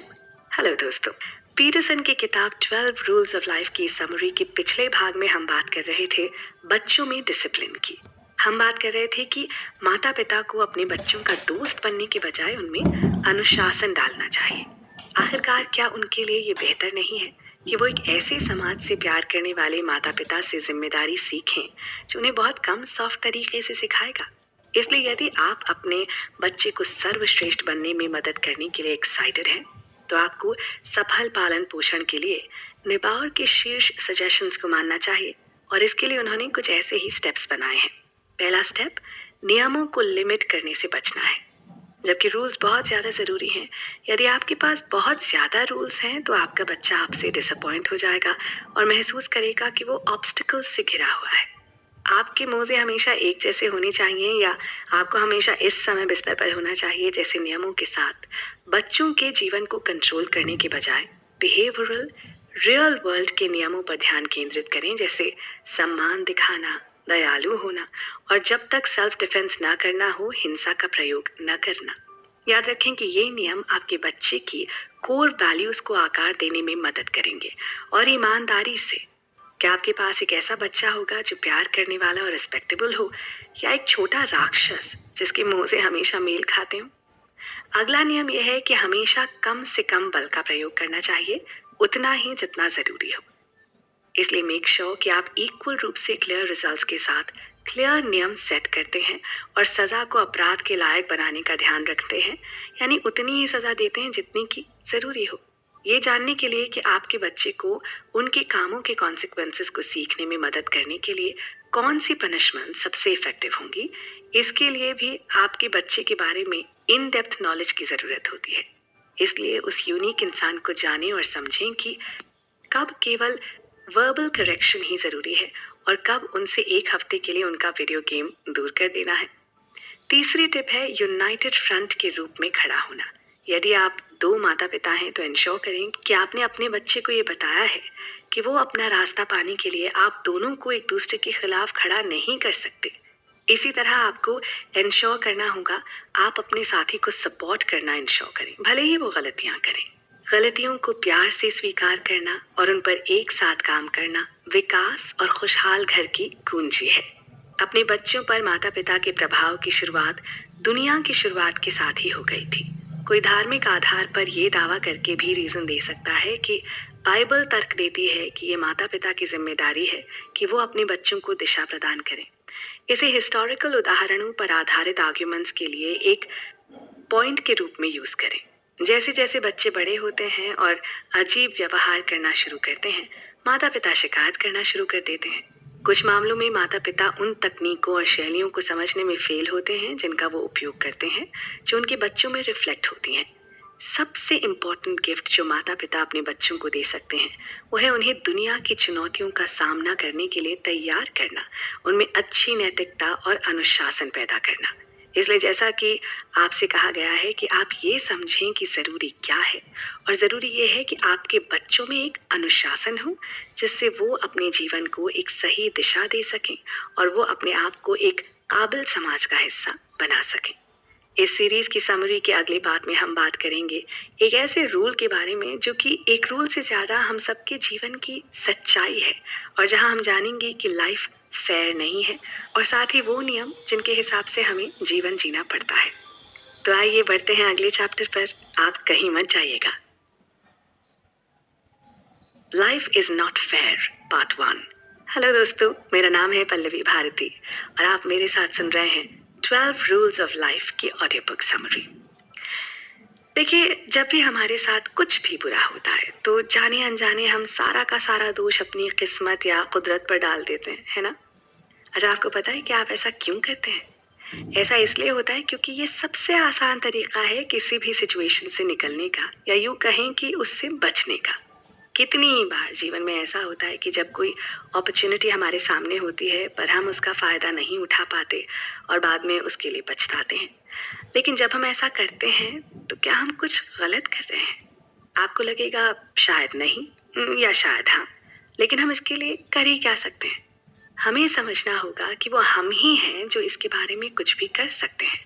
और इसके लिए हमें सबसे पहले ये समझना होगा कि लाइफ अनफेयर नहीं है। वो हम हैं जो इसको एक अच्छे पर्सपेक्टिव से नहीं देख पाते। पीटरसन की किताब 12 रूल्स ऑफ लाइफ की इस समरी के इस पार्ट में हम बात करने जा रहे हैं एक रूल की, जो हमें समझाएगा कि किसी और को दोष देने से पहले या किसी और चीज की बुराई ढूंढने से पहले हमें अपनी लाइफ में और चीजों में सुधार लाना चाहिए। कैन और हाबिल की कहानी याद है? नहीं तो फिर उसे फिर पढ़ लीजिए। जी हाँ, मैं बताती हूँ। हाबिल एक विद्वान था जो मरने के लायक था, और कैन उतना परफेक्ट नहीं था जितना उसने सोचा था कि वो था। वो भी मरने के लायक था। हम सब मरने के लायक हैं। इसलिए अगर कोई आपसे ज्यादा अमीर और दिखने में बेहतर है तो आप उसके बारे में क्रिप करना बंद कर दीजिए। अच्छे लोगों के साथ बुरी बातें क्यों होती हैं?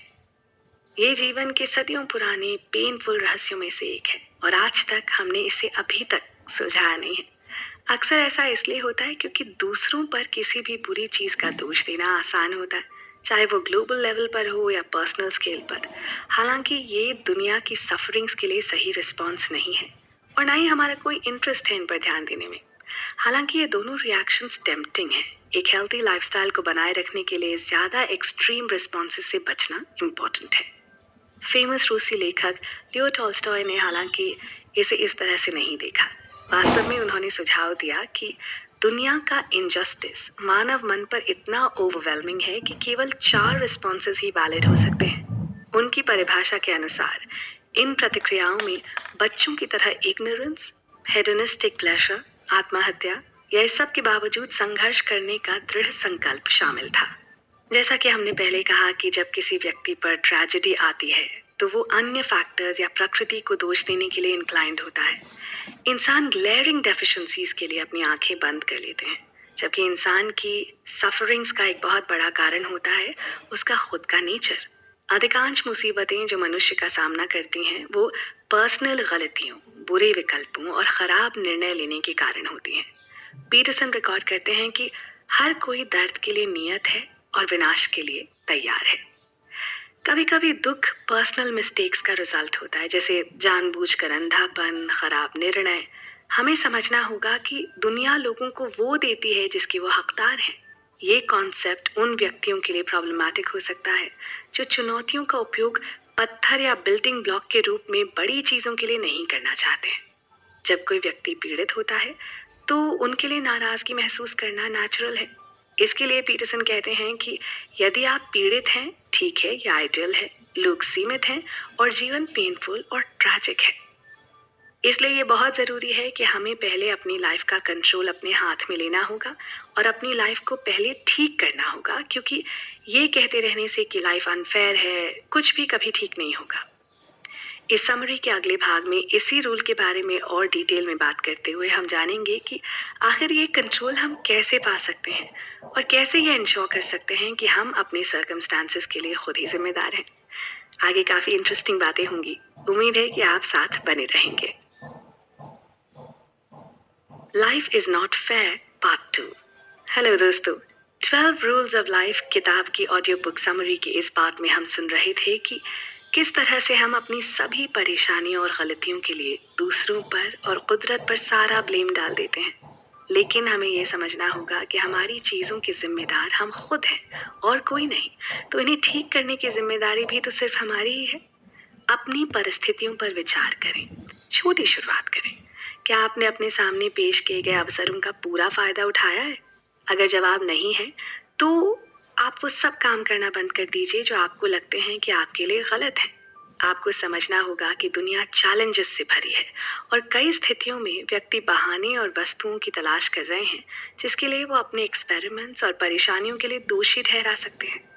पीटरसन का कहना है कि जिन परिस्थितियों का वो सामना करते हैं उनके लिए इंसान व्यक्तिगत रूप से जिम्मेदार होते हैं।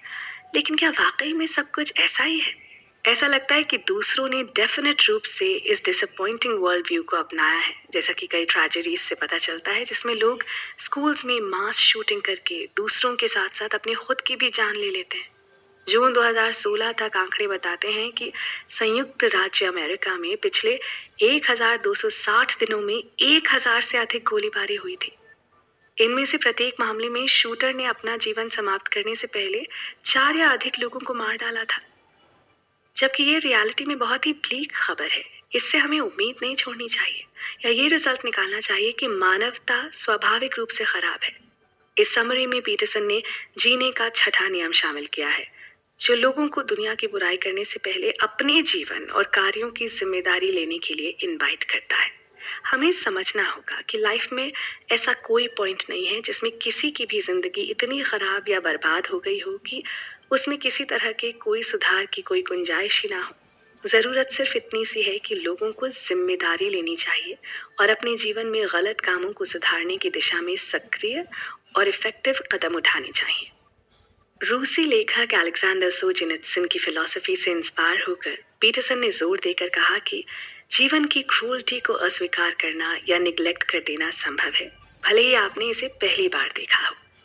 द्वितीय विश्व युद्ध के दौरान नाजियों के खिलाफ एक डेडिकेटेड लड़ाई के बाद अलेक्जेंडर ने यही सीखा। युद्ध के समापन के बाद उन्हें अपने ही राज्य द्वारा कैद कर लिया गया था। आप सोच भी नहीं सकते कि उस वक्त जीवन कितना बुरा होगा। जो सबसे ज्यादा बुरा हो सकता है ना, वो। या फिर आप ये सोचेंगे कि भाई इससे ज्यादा बुरा क्या ही हो सकता है।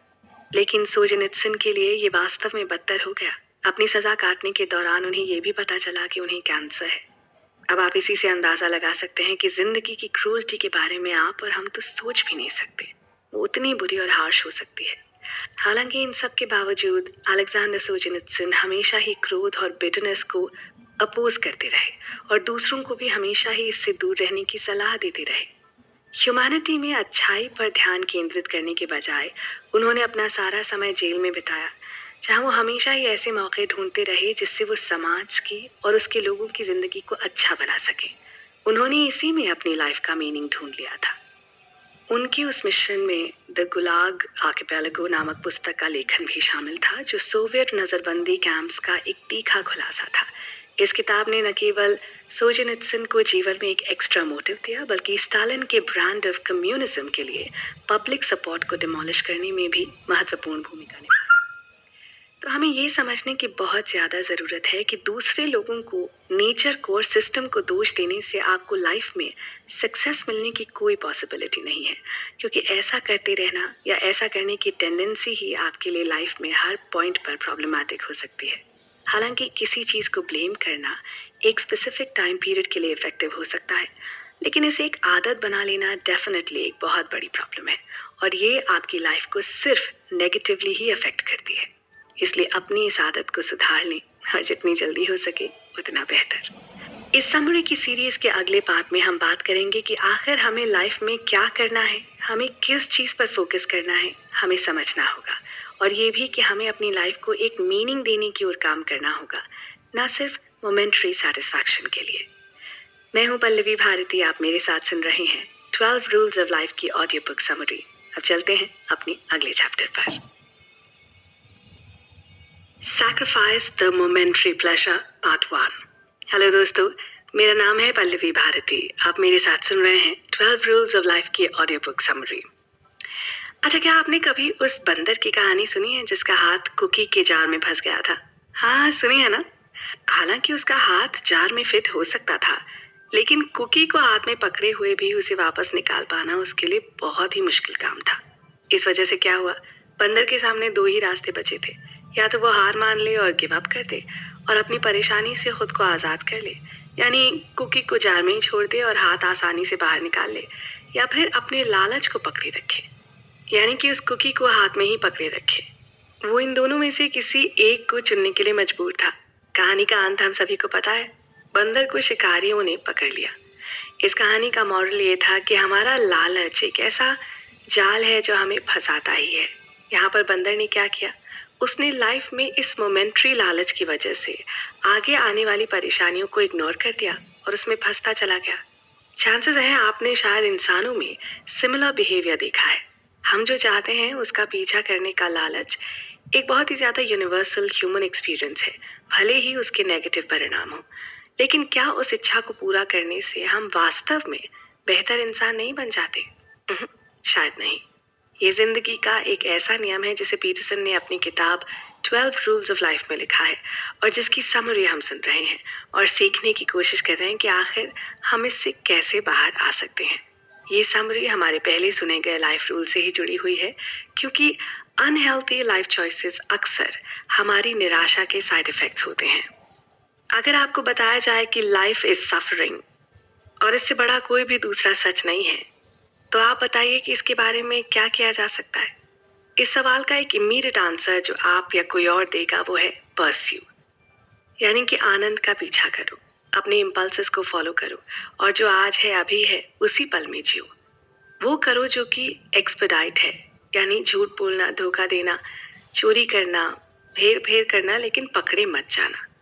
यानी हम दुनिया को ब्लीक यानी फुल ऑफ डार्कनेस देखते हैं और दुख के रूप में देखते हैं, तो हम नेचुरल रूप से किसी भी ऐसे प्रेशर का पीछा करके अपने दुख को कम करना चाहते हैं जो हमारे एग्जिस्टेंस को और अधिक सहनशील बना सके। यह अक्सर इस जस्टिफिकेशन की ओर ले जाता है कि अगर ये हमें खुश करता है तो इसमें कुछ गलत हो ही नहीं सकता। और इस प्रकार का रैशनलाइजेशन बहुत बुरे निर्णयों का एंट्री गेट हो सकता है।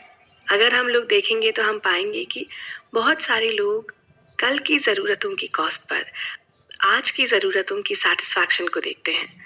मतलब वो ये नहीं देखते कि आज जिस चीज़ से शायद उन्हें थोड़ी देर की खुशी मिल रही है वही आगे चलकर उनके लिए मुसीबत भी ला सकता है।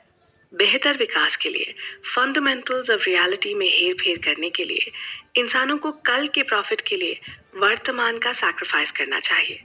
हम मानते हैं कि लाइफ में कई बार एक इंसान को ऐसे डिसीजंस लेने पड़ते हैं जो वर्तमान या भविष्य को बहुत ज्यादा प्रभावित कर सकते हैं। पीटरसन का कहना है कि ये समय है लेट गो का, यानी किसी भी चीज को छोड़ देने का। ये एक ऐसा समय भी हो सकता है कि जहां आप उस चीज को अपने आप से दूर कर दें जिसे आप सबसे ज्यादा प्यार करते हैं। लेकिन ऐसा करना जरूरी भी है और सही भी, ताकि आप जो बन सकते हैं वो बन सकें, बजाय इसके कि आप कौन हैं।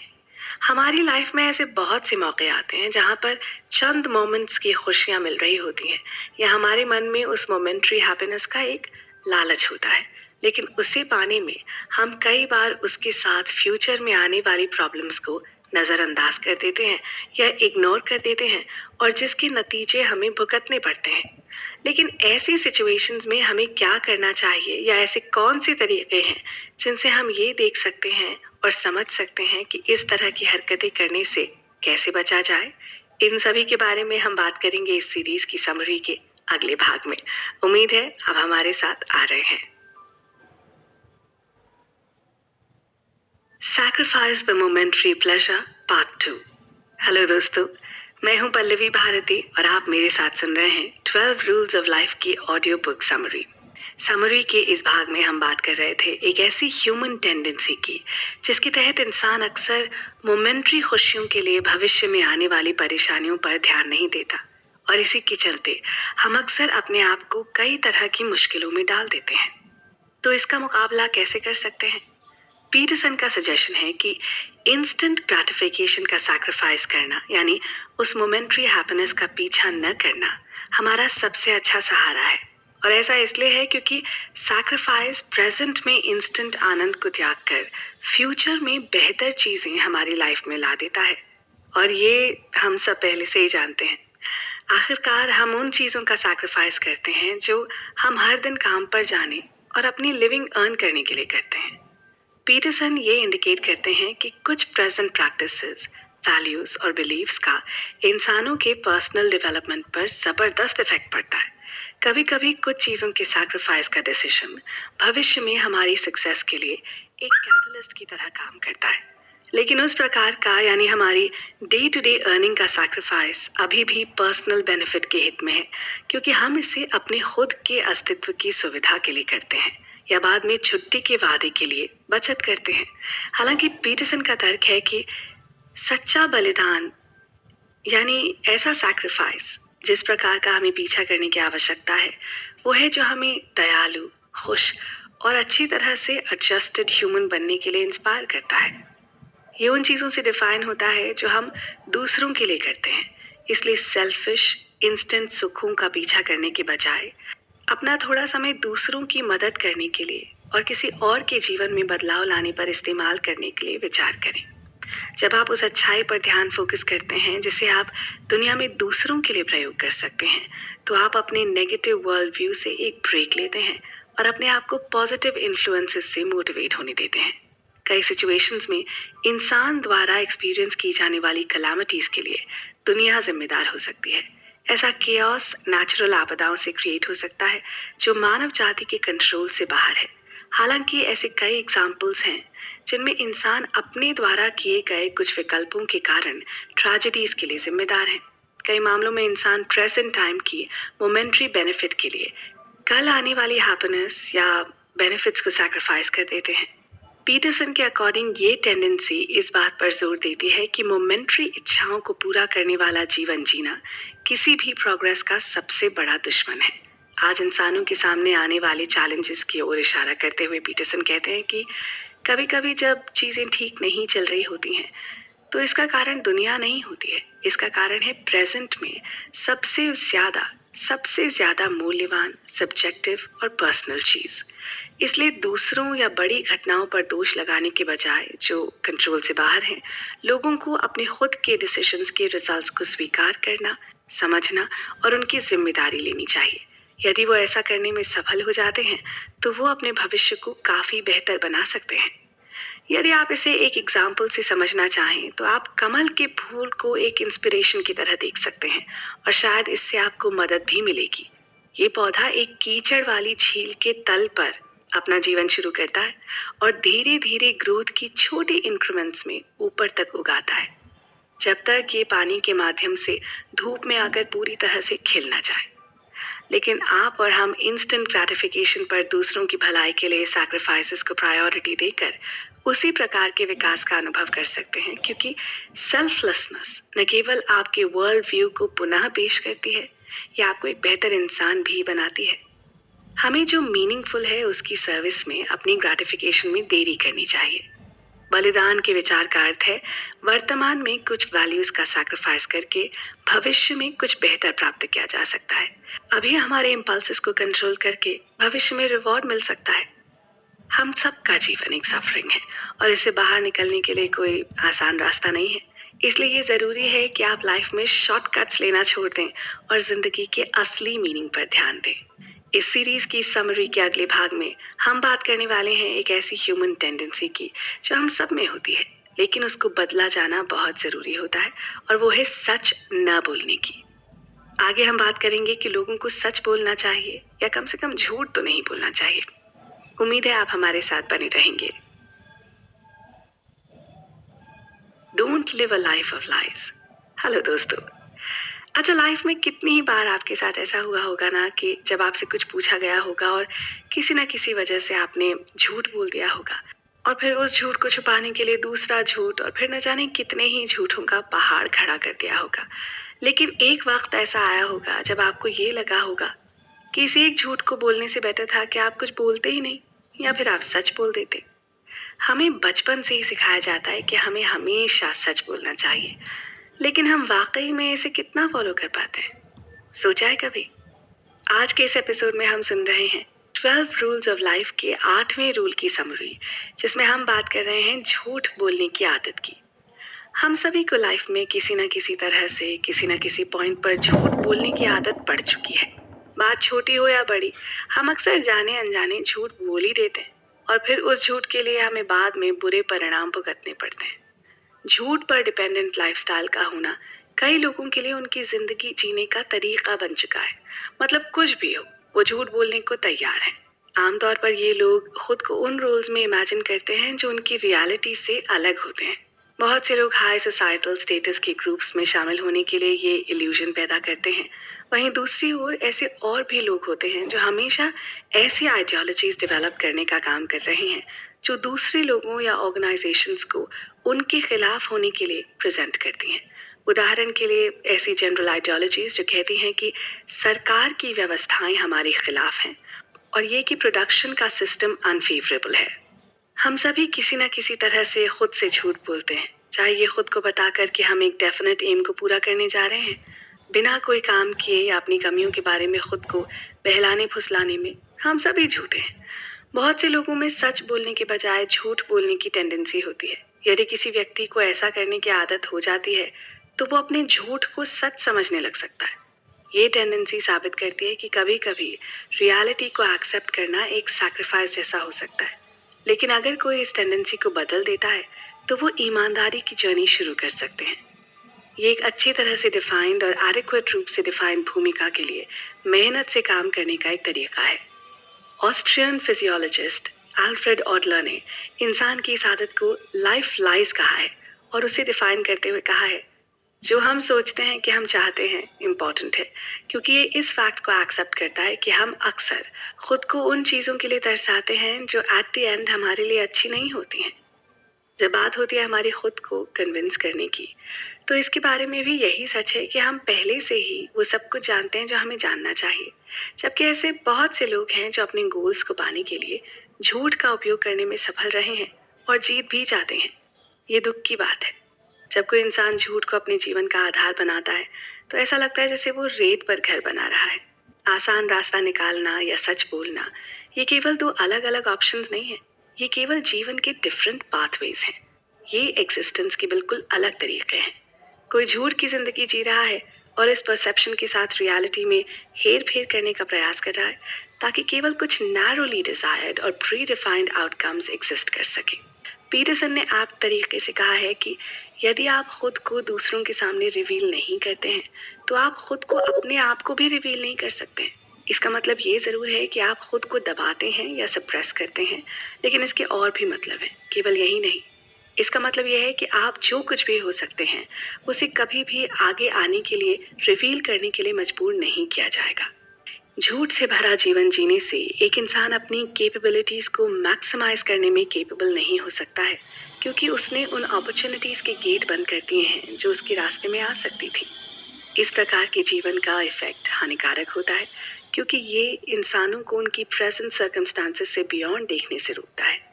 ये एक विशेष रूप से इंसिडियस झूठ है, क्योंकि अगर हम मानते हैं कि हमारे पास पहले से ही सेल्फ इम्प्रूवमेंट के लिए सही टूल्स हैं, तो हम सीखने और बढ़ने की सभी डिजायर्स को खो देते हैं। तो पीटरसन के जीने का 8वां नियम है, झूठ बोलना बंद करो और अपने आप को सच बताओ। अपनी सेल्फ अवेयरनेस को इन्हांस करो, और जब आप खुद को उन लाइफ लाइज में से एक बता रहे होते हैं तो आप खुद को उसे पहचानना सीखें, क्योंकि वहीं से आपको सही और गलत की समझ आ सकती है और खुद को कुछ भी बुरा करने से या झूठ बोलने से आप रिफ्रेन कर सकते हैं और फिर इसे ठीक करने के लिए काम करें। अपने गोल्स और अपने पर्सनल ट्रूथ को फुलफिल करने से आपको अपने जीवन को पटरी पर लाने और अपनी प्रोग्रेस के बारे में ऑनेस्ट होने में मदद मिल सकती है। और यदि लोग इमोरल जीवन जीना जारी रखते हैं तो लॉन्ग रन में इंसान किसी भी तरह की रिस्पेक्टेबल सफलता तक शायद कभी भी नहीं पहुंच सकता। तो इसलिए ये बहुत ज़रूरी है कि हम जानें कि आखिर सच बोलना क्यों ज़रूरी है, या फिर कम से कम हमें झूठ क्यों नहीं बोलना चाहिए। इस सीरीज की समरी के अगले पार्ट में हम बात करेंगे सुनने के बारे में, जहां हम बात करेंगे ये जानने के बारे में कि क्यों ज़रूरी है दूसरों को सुनना। आप आ रहे हैं ना? Listen to others. हेलो दोस्तों, मैं हूं पल्लवी भारती और मेरे साथ आप सुन रहे हैं 12 रूल्स ऑफ लाइफ की ऑडियो बुक समरी। इस समरी में हम बात कर रहे हैं जिंदगी के ऐसे नियमों के बारे में जो यदि हम अपने जीवन में सीख लेते हैं तो शायद हम अपनी लाइफ को ज्यादा ऑर्गेनाइज्ड कर पाएंगे और एक स्ट्रेस फ्री लाइफ बना पाएंगे। आज के इस एपिसोड में हम बात कर रहे हैं सुनने के बारे में। अक्सर ये लाइफ में ऐसा होता है, या कहें कि हम में से बहुत से ऐसे लोग होते हैं जिन्हें बोलना तो बहुत पसंद है लेकिन सुनना नहीं, क्योंकि कहीं ना कहीं उन्हें लगता है कि उन्हें शायद सबसे ज्यादा पता है। कोई भी टॉपिक हो, वो अपने बारे में बात करने से और अपनी राय देने से नहीं चूकते, और बोलना किसे पसंद नहीं होता। दूसरे इंसान का पूरा ध्यान अपनी ओर होने से स्पीकर को ज्यादा वैल्यूड, कंफर्टेड और सपोर्टेड फील हो सकता है। हालांकि कभी कभी स्पीकर की तुलना में लिसनर बनना ज्यादा फायदेमंद हो सकता है। हालांकि सुनने का काम कभी कभी बहुत ही ज्यादा मुश्किल हो सकता है। ये सोच और लॉजिक के बीच एक जरूरी रिलेशनशिप बनाता है। यदि आप सोशल मीडिया पर बिल्कुल भी समय बिताते हैं तो आप जानते हैं कि ये अक्सर कॉन्फ्लिक्ट और स्केलिंग क्रिटिसिज्म का सेंटर बन सकता है। लोग अक्सर बहुत ही जल्दी से किसी भी बात का बुरा मान जाते हैं और उसे दिल पर या अपने अभिमान पर ले लेते हैं और इंटरनेट पर रैंडम स्ट्रेंजर्स पर हेटफुल बातें कहते रहते हैं। काफी अफसोस की बात है कि ये बिहेवियर हमारे समाज में बातचीत की स्टेट को कैरेक्टराइज करने के लिए आया है और ये हेल्थी डिबेट का पूरी तरह से एक क्रिपल्ड और डिस्टॉर्टेड मीनिंग है। बस चुप रहो, बकवास करना छोड़ो और मेरी बात सुनो। मैं उन चीजों को जानता हूँ जो आप नहीं जानते, इसलिए ये उम्मीद ना करें कि मैं आपकी बात सुनूंगा। दुनिया में ऐसे बहुत से लोग हैं जो इसी रूल को फॉलो करते हैं, लेकिन वो ये नहीं समझ पाते कि ऐसा नहीं है। लोग और चीजें ऐसे काम नहीं करती हैं। जैसा कि पीटरसन कहते हैं, ट्रू थिंकिंग काफी कॉम्प्लेक्स और डिमांडिंग होती है। इसके लिए आपको एक ही समय में एक आर्टिकुलेट यानी स्पष्ट स्पीकर, सावधान, विवेकपूर्ण लिसनर होने की जरूरत है। इसमें काफी स्ट्रगल शामिल होता है, इसलिए आपको कॉन्फ्लिक्ट को सहन करना होगा। इस कॉन्फ्लिक्ट में बातचीत और समझौता शामिल है, इसलिए आपको देना और लेना और अपने प्रेमिसेस को मॉडिफाई करना और अपने विचारों को एडजस्ट करना सीखना होगा। यहाँ तक कि दुनिया के बारे में आपके परसेप्शंस भी, क्योंकि ये सभी प्रोसेसेस होते हैं। लिसनर्स पोटेंशियल रूप से नए पर्सपेक्टिव विकसित करने की पोजीशन में होता है। वास्तविक बातचीत में शामिल होने की अपनी एबिलिटी को फिर से गेन करने के लिए प्राचीन यूनानी फिलोसोफर्स के ट्रूथ्स पर लौटने की आवश्यकता है, जो समझते थे कि किसी के विचार को रिस्पेक्टफुली चुनौती देना उस व्यक्ति पर हमला करने जैसा नहीं है।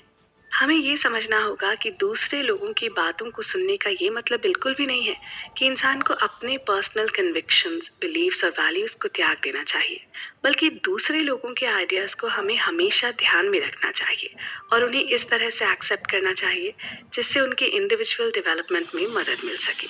सीखने की कोई कैपेसिटी नहीं है। यदि आप मानते हैं कि आप अपने आसपास के लोगों की तुलना में ज्यादा स्मार्ट हैं, यदि आप मानते हैं कि हर व्यक्ति आपको कुछ सिखा सकता है, तो आप अपने आप को किसी दूसरे इंसान के साथ प्रत्येक मुलाकात में उनसे कुछ न कुछ नया सीखने की कोशिश करते हैं, जिससे आपके विकास में मदद मिल सके। इस मेथड को फॉलो करने से पीटरसन के जीवन के 9वें रूल का पता चलता है, जो ये है कि दूसरों को जो कहना है हमें उसे सुनना और ये मान लेना चाहिए कि आपको उनसे कुछ सीखना है। अपनी बातचीत को एक प्रतियोगिता के रूप में मानने के बजाय ये साबित करने के अवसरों की तलाश में कि आप सही हैं और दूसरा व्यक्ति गलत है, या ऑफेंसिव होने के बजाय या ऐसे कारणों को ढूंढने के बजाय कि जिससे आपको बुरा लगे, बस सुनने पर ध्यान केंद्रित करें। आप किसी और से सहमत हो सकते हैं और ये ठीक है, यहाँ तक कि उन मामलों में भी आपको सुनने की इजी मेथड का पालन करके और फिर जो आपने सुना है उसे समरी में कन्वर्ट करके उसका रीकैप सभी तक पहुंचाना चाहिए। एक रियल हार्ड टू एक्सपीरियंस। फिर भी ये सबसे अच्छा प्रकार का कम्युनिकेशन है जिसकी एक इंसान इच्छा कर सकता है। ये एंगेजमेंट इंसानों को दूसरे लोगों के साथ जुड़कर यूजफुल लाइफ लेसन्स अपनाने का अवसर प्रदान करता है।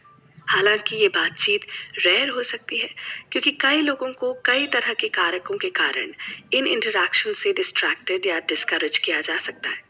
प्राइमरी इश्यूज में से ये एक है कि बहुत से लोगों के पास टनल विजन है, जो इस तरह के क्वेश्चंस को पढ़ने या यहाँ तक कि अस्तित्व में आने से रोकता है। अपने से डिफरेंट दूसरे पर्सपेक्टिव्स के प्रति ओपन न होने के कारण व्यक्ति अल्टरनेटिव नॉलेज के द्वार बंद कर देते हैं। जो लोग नहीं सुनना चुनते हैं वो अक्सर सीखते नहीं हैं, क्योंकि वो अब ज्ञान की खोज में कंटिन्यूअस प्रोसेस में नहीं है।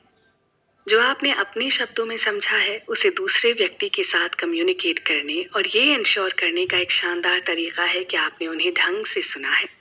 ये भी शो करता है कि आप वास्तव में सुनने और वो जो कह रहे हैं उसे लेने के लिए इनफ केयर और एफर्ट्स करते हैं। तो सिंपल सी चीज है, आपको ये समझना होगा कि हर किसी के पास कुछ ना कुछ ऐसा है जो आप हमेशा ही उनसे सीख सकते हैं, और इसके लिए बस एक ही चीज की जरूरत है, वो है उन्हें सही तरह से सुनने की। तो अगली बार जब आप कहीं भी हों तो लोगों को सुने भी, न सिर्फ बोलें। इस सीरीज के अगले भाग में हम बात करेंगे आखिर कितना बोलना सही है। हमें कैसे ये समझना होगा कि हमें कब, कहाँ, कैसे, क्या और कितना बोलना चाहिए। उम्मीद है आप हमारे साथ बने हुए हैं। Watch what you're speaking. Hello दोस्तों, 12 रूल्स ऑफ लाइफ सीरीज की इस ऑडियो समरी में हम बात कर रहे हैं जिंदगी के नियमों की। इस सीरीज के पिछले भाग में हमने बात की सुनने के बारे में, जहां हमने जाना कि हर वक्त बोलते रहने से ज्यादा अच्छा है और जरूरी है सुनना, क्योंकि एक अच्छा स्पीकर बनने के लिए जरूरी है कि हम एक अच्छे लिसनर बने। आज के इस एपिसोड में हम बात करेंगे बोलने के बारे में। सुनना जरूरी है, पर सुने हुए ज्ञान को कम्युनिकेट करना भी उतना ही जरूरी है। लेकिन बोलने की भी कुछ सीमाएं होती हैं। हमें कहाँ बोलना है, क्या बोलना है, कितना बोलना है, ये सब जानना और इसका ख्याल रखना बहुत जरूरी है। लिसनर्स को किसी भी लीडर के विचारों की एक्सप्लेनेशन करने और समझने के लिए लीडर को अपने भाषणों में कॉम्पिटेंट होना चाहिए। कई बार ऐसा होता है जब लोग दुनिया को गलत समझते हैं। जब दिमाग स्टैंडर्ड कंडीशंस में काम कर रहा होता है तो इंसानों के लिए चीज़ों को सही तरीके से समझना आसान हो सकता है। ये कोई सीक्रेट नहीं है कि जीवन कंफ्यूज करने वाला हो सकता है और दूसरों के साथ हमारे संबंध कभी कभी और भी ज़्यादा कॉम्प्लेक्स हो सकते हैं। हालांकि हम ये एक्सेप्ट करके उस कंफ्यूजन के हिस्से को कम कर सकते हैं कि कभी कभी हम चीज़ों को समझने में फेल हो जाते हैं, और उसका कारण ये है कि हम केवल उन डिटेल्स पर ध्यान देते हैं जो हमें इंटरेस्टिंग लगती हैं या फिर हमें समझ में आती हैं। हालांकि जब कियोस मौजूद होता है तो हमारा मन दुनिया को अपने परसेप्शंस के बारे में क्लियर नहीं कर पाता, और जबकि ये एक नेचुरल ह्यूमन इंक्लिनेशन है। आखिरकार हम हर समय हर चीज के बारे में सोचने के लिए फिजिकल रूप से केपेबल नहीं है।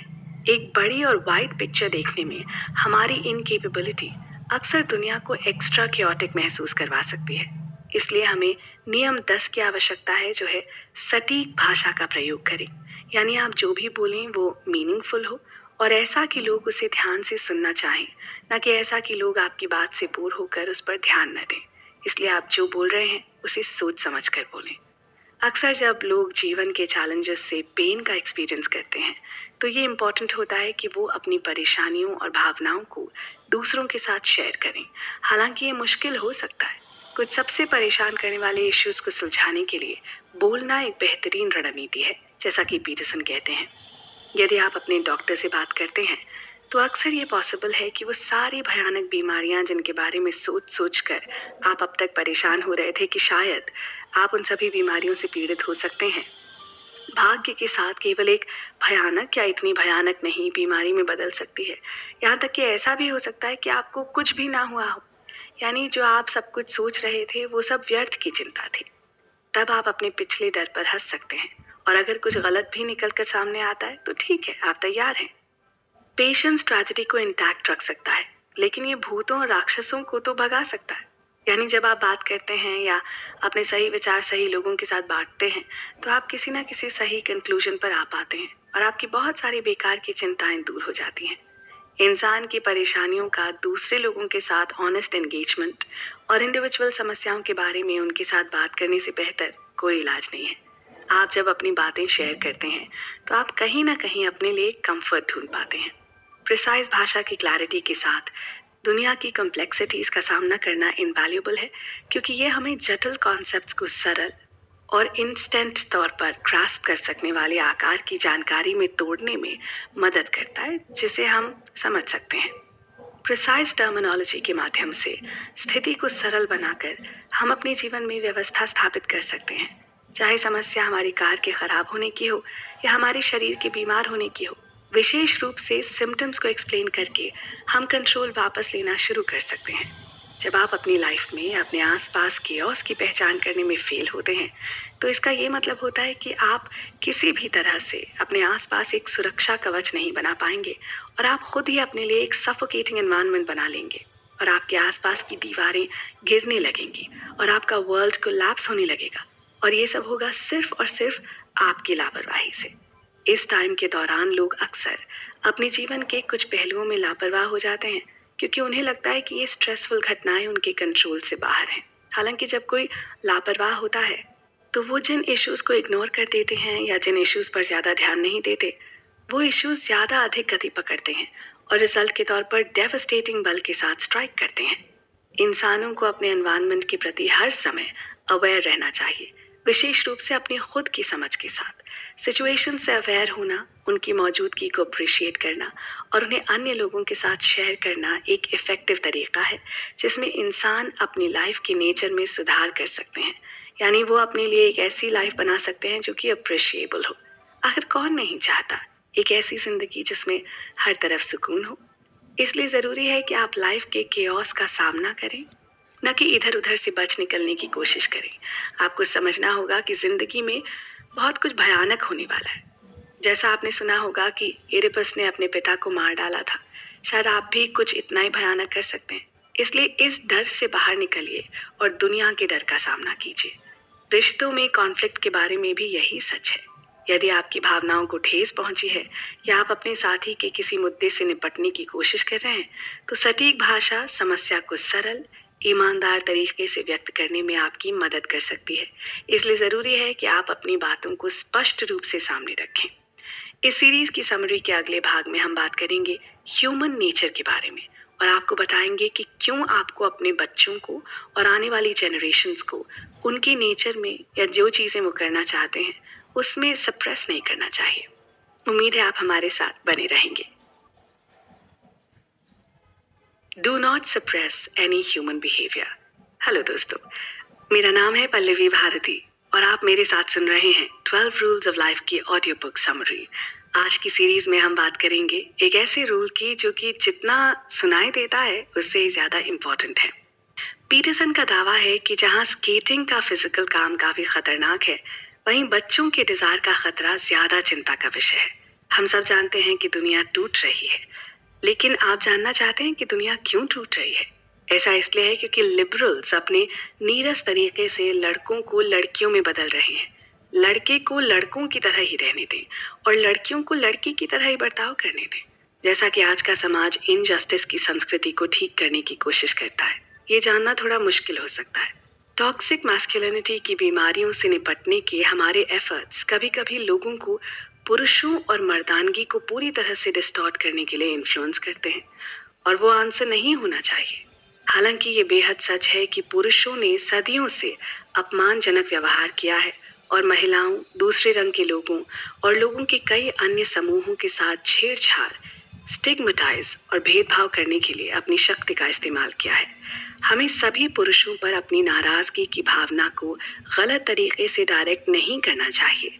ये वर्ल्ड व्यू किसी समस्या को ठीक करने या सल्यूशन बनने के बजाय विनाश की ओर ले जाता है और ये सोशल जस्टिस का एम नहीं होना चाहिए।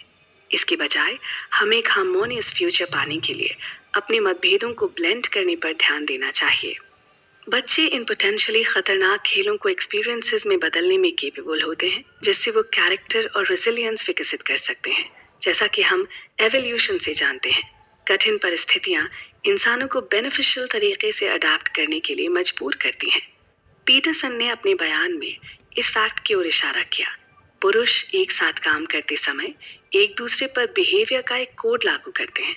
जागते रहो और ध्यान दो, टची मत बनो और वाइन मत करो, अपने दोस्तों के लिए हमेशा खड़े रहो, बेकार के रूल्स को फॉलो करने के पीछे मत भागो।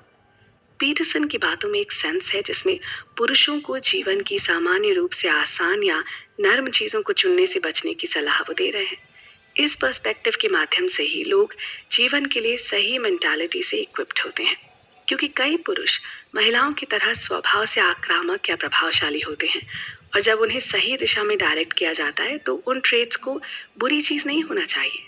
समस्या का हिस्सा बनने से बचने के लिए एनकरेजमेंट और गाइडेंस के साथ पुरुष उन पर्सनालिटी ट्रेट्स को अद्भुत चीजों को पूरा करने में लगा सकते हैं जो समाज के अधिक से अधिक अच्छे में योगदान करते हैं। और इस पॉइंट को क्लैरिफाई करने के लिए पीटरसन स्केटबोर्ड्स के उदाहरण को डिस्कस करते हैं, जिसके बारे में हमने पहले बात की है। उन्होंने एक बार देखा कि टोरंटो विश्वविद्यालय परिसर के मैदान में कुछ युवा स्केटबोर्डर्स एजिलिटी और बैलेंस के अद्भुत कारनामों का प्रदर्शन कर रहे थे। हालांकि क्योंकि सोशल पैरामीटर्स अक्सर स्केटबोर्डिंग को अनडिजायरेबल या विचलित के रूप में वर्गीकृत करते हैं, शहर के अधिकारियों ने अपने परिसर में स्केटबोर्डिंग पर प्रतिबंध लगाने का फैसला किया। ये पॉलिसी यूथ के डेडिकेशन, स्किल और शारीरिक रिस्क को स्वीकार करने की इच्छा पर विचार करने में अनसक्सेसफुल रही और इसके बजाय उनके व्यवहार को अपराधी बना दिया। एक एग्जाम्पल के अनुसार ऑडिबल मदर्स खुद से, बच्चों से और स्वयं शैतान के साथ एक समझौता करती हैं। उनकी ये डील या समझौता होता है कि सबसे बढ़कर मुझे कभी मत छोड़ो, बदले में मैं तुम्हारे लिए सब कुछ करूंगी। जैसे जैसे आप बिना मैच्योरिटी के बड़े होते जाते हैं, आप बेकार और बिटर हो जाएंगे, लेकिन आपको कभी कोई जिम्मेदारी नहीं लेनी पड़ेगी और आप जो कुछ भी गलत करते हैं वो हमेशा किसी और की गलती होगी। खतरनाक परिस्थितियों का सामना करने के माध्यम से ही एक व्यक्ति विकसित हो सकता है, जहां वो जीवन की चुनौतियों के प्रति फ्लेक्सिबिलिटी डेवलप कर सकता है। कई सामाजिक मानक और जीवन संहिताएं लोगों को विशेष पर्सपेक्टिव और एटीट्यूड रखने की डिमांड करती हैं। इन पर्सपेक्टिव्स और विशेषताओं को विकसित किए बिना दुनिया की मांगों को पूरा करना अनबिलीवेबल रूप से कठिन हो सकता है। पीटरसन ने ये आर्गुमेंट दिया कि ये एक गलती थी और सजेशन दिया कि ये किसी भी इंस्टेंस के लिए सच है जहां हम लोगों के एक सर्टेन ग्रुप को बदनाम करते हैं, एक ग्रुप को होलिस्टिक रूप से स्टिग्मेटाइज करने के बजाय, जैसा कि सभी पुरुष ट्रैश हैं जैसी स्टेटमेंट से इलस्ट्रेटेड है। हमें नए वर्ल्ड व्यू और प्रतिभाओं को अपनाने के लिए तैयार रहना चाहिए जो हमारे अपने से अलग है। और अल्टीमेटली ये एक वर्ल्ड व्यू है जो हमारे समाज को ऑपरेट करता है, क्योंकि ये हमें ऐसे नियम बनाने के लिए इनवाइट करता है जो विभिन्न लोगों द्वारा लाए जा सकने वाले अच्छे गुणों को दबाए बिना हमारी रक्षा करते हैं। हायरार्कीज द्वारा डिफाइंड दुनिया में कई व्यक्तियों को अपने समाज में हाई रैंक वाले पदों और पोजीशंस के लिए कोशिश करने के लिए इंस्पायर किया जाता है। इसलिए लाइफ रूल्स के इस रूल में हमने बात की है कि युवा स्केटबोर्डर्स को परेशान न करें। इसलिए चाहे वो स्केटबोर्डर्स हों या पुरुष, लगातार और आक्रामक हों, हमें बिहेवियर को तब तक अपराधी नहीं बनाना चाहिए जब तक कि ये एक्टिव रूप से किसी और को चोट न पहुंचा रहा हो, क्योंकि तब ये वास्तव में समस्या का हिस्सा है। हालांकि इन पदों की तलाश करने वालों को हायरार्की के टॉप पर पहुंचने में कई चुनौतियों का सामना करना पड़ता है।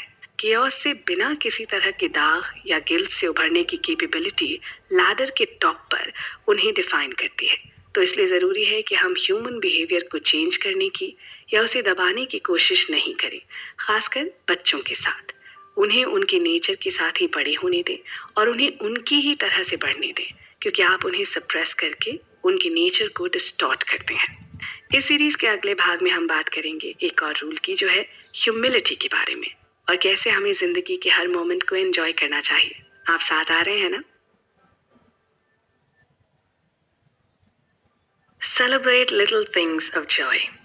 हेलो दोस्तों, मेरा नाम है पल्लवी भारती और आप मेरे साथ सुन रहे हैं पीटरसन की इस किताब की ऑडियो बुक समरी, जिसका नाम है 12 रूल्स ऑफ लाइफ। दोस्तों, फाइनली हम लाइफ के रूल्स के कंक्लूजन की ओर आ रहे हैं। अच्छा, जब आप कभी टहलने जा रहे हों और आपके दिमाग में कई तरह के विचार घूम रहे हों और तभी आपको एक बिल्ली दिखाई दे, तो 15 सेकंड के लिए सही पर आपके दिमाग के सभी विचार थम जाएंगे और आपका ध्यान उस बिल्ली की तरफ चला जाएगा। और तब आपके दिमाग में ये बात आएगी कि प्राणी होने का मतलब है उसके साथ हमें तमाम तरह की परेशानियों और दिक्कतों को झेलना। आप उनसे बचकर भाग नहीं सकते। हम पहले ही इस फैक्ट के बारे में बात कर चुके हैं कि जीवन अक्सर दुखों से भरा होता है, लेकिन ये याद रखना इम्पोर्टेंट है कि जीवन में कई तरह की खुशियां भी हैं जिनसे वो भरा हुआ है।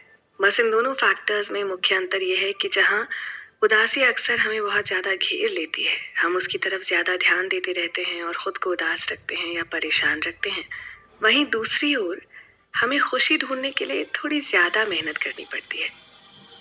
लेकिन हमें ये समझना होगा कि हमें जीवन में इन छोटी छोटी खुशियों को ढूंढना ही चाहिए। पीटरसन ने दुनिया में दुख के लेवल और मानव जाति पर इसके इफेक्ट की गहराई से खोज की है। पीटरसन ये बात इतनी अच्छी तरह से इसलिए जानते हैं क्योंकि उनकी बेटी 6 साल की उम्र से गंभीर गठिया की बीमारी से जूझ रही है। इस डीजेनरेटिव बीमारी ने उसके बचपन को बहुत ज्यादा दर्द, बार बार इंजेक्शंस और पूरे जोड़ों को बदलने के लिए कई इन्वेजिव सर्जरीज से भर दिया। यानी ऑलमोस्ट हर पल एक नई टेंशन। अभी जब आप इसके बारे में सुन रहे हैं तो आपको लग रहा होगा और आप महसूस कर रहे होंगे कि लाइफ कितनी अनफेयर है। और अगर आप ऐसा सोच रहे हैं तो आप बिल्कुल सही हैं। एक मासूम बच्चे को इतना दर्द झेलने में कुछ भी सही नहीं है। लेकिन पीटरसन ने जोर देकर कहा कि इन मोमेंट्स की डार्कनेस को जीवन में अच्छाई की तलाश करने के लिए हमारी इंस्पिरेशन को हमें और मजबूत करना चाहिए। इसलिए इस सीरीज के इस आखिरी रूल में उन्होंने इस बात पर जोर दिया कि हम वल्नरेबल बने और इस वल्नरेबिलिटी का इंसान के नेचर में कितना बड़ा कंट्रीब्यूशन है उसे समझें। इस रूल में बिल्लियों का मेंशन काफी सिली लगता है, पर ये काफी इंपॉर्टेंट है। पीटरसन कहते हैं कि बिल्ली को पालना जीवन में छोटी छोटी चीजों पर ध्यान देने के बराबर है, जो काफी अनरीजनेबल लग सकता है, लेकिन फिर भी हमारे जीवन के कोर्स को डिफाइन करने में एक इम्पोर्टेंट पार्ट निभाता है। इसीलिए जीवन के इस रूल नंबर 12 में वो कहते हैं कि जिंदगी में मिलने वाली छोटी छोटी खुशियों का हमें भरपूर फायदा उठाना चाहिए। अपने खुद के एक्सपीरियंस से पीटरसन ने पाया कि जब आप रिलेंटलेसली पॉजिटिव होते हैं, यानी कि किसी भी सिचुएशन में खुद को एक आशा के साथ बांधे रखते हैं और छोटे छोटे अचीवमेंट्स को बड़ा मानते हैं और उनके लिए शुक्रगुजार होते हैं, तो यही पॉजिटिविटी हमें उस प्रॉब्लम या दुख की डार्कनेस से बाहर निकलने में मदद करती है।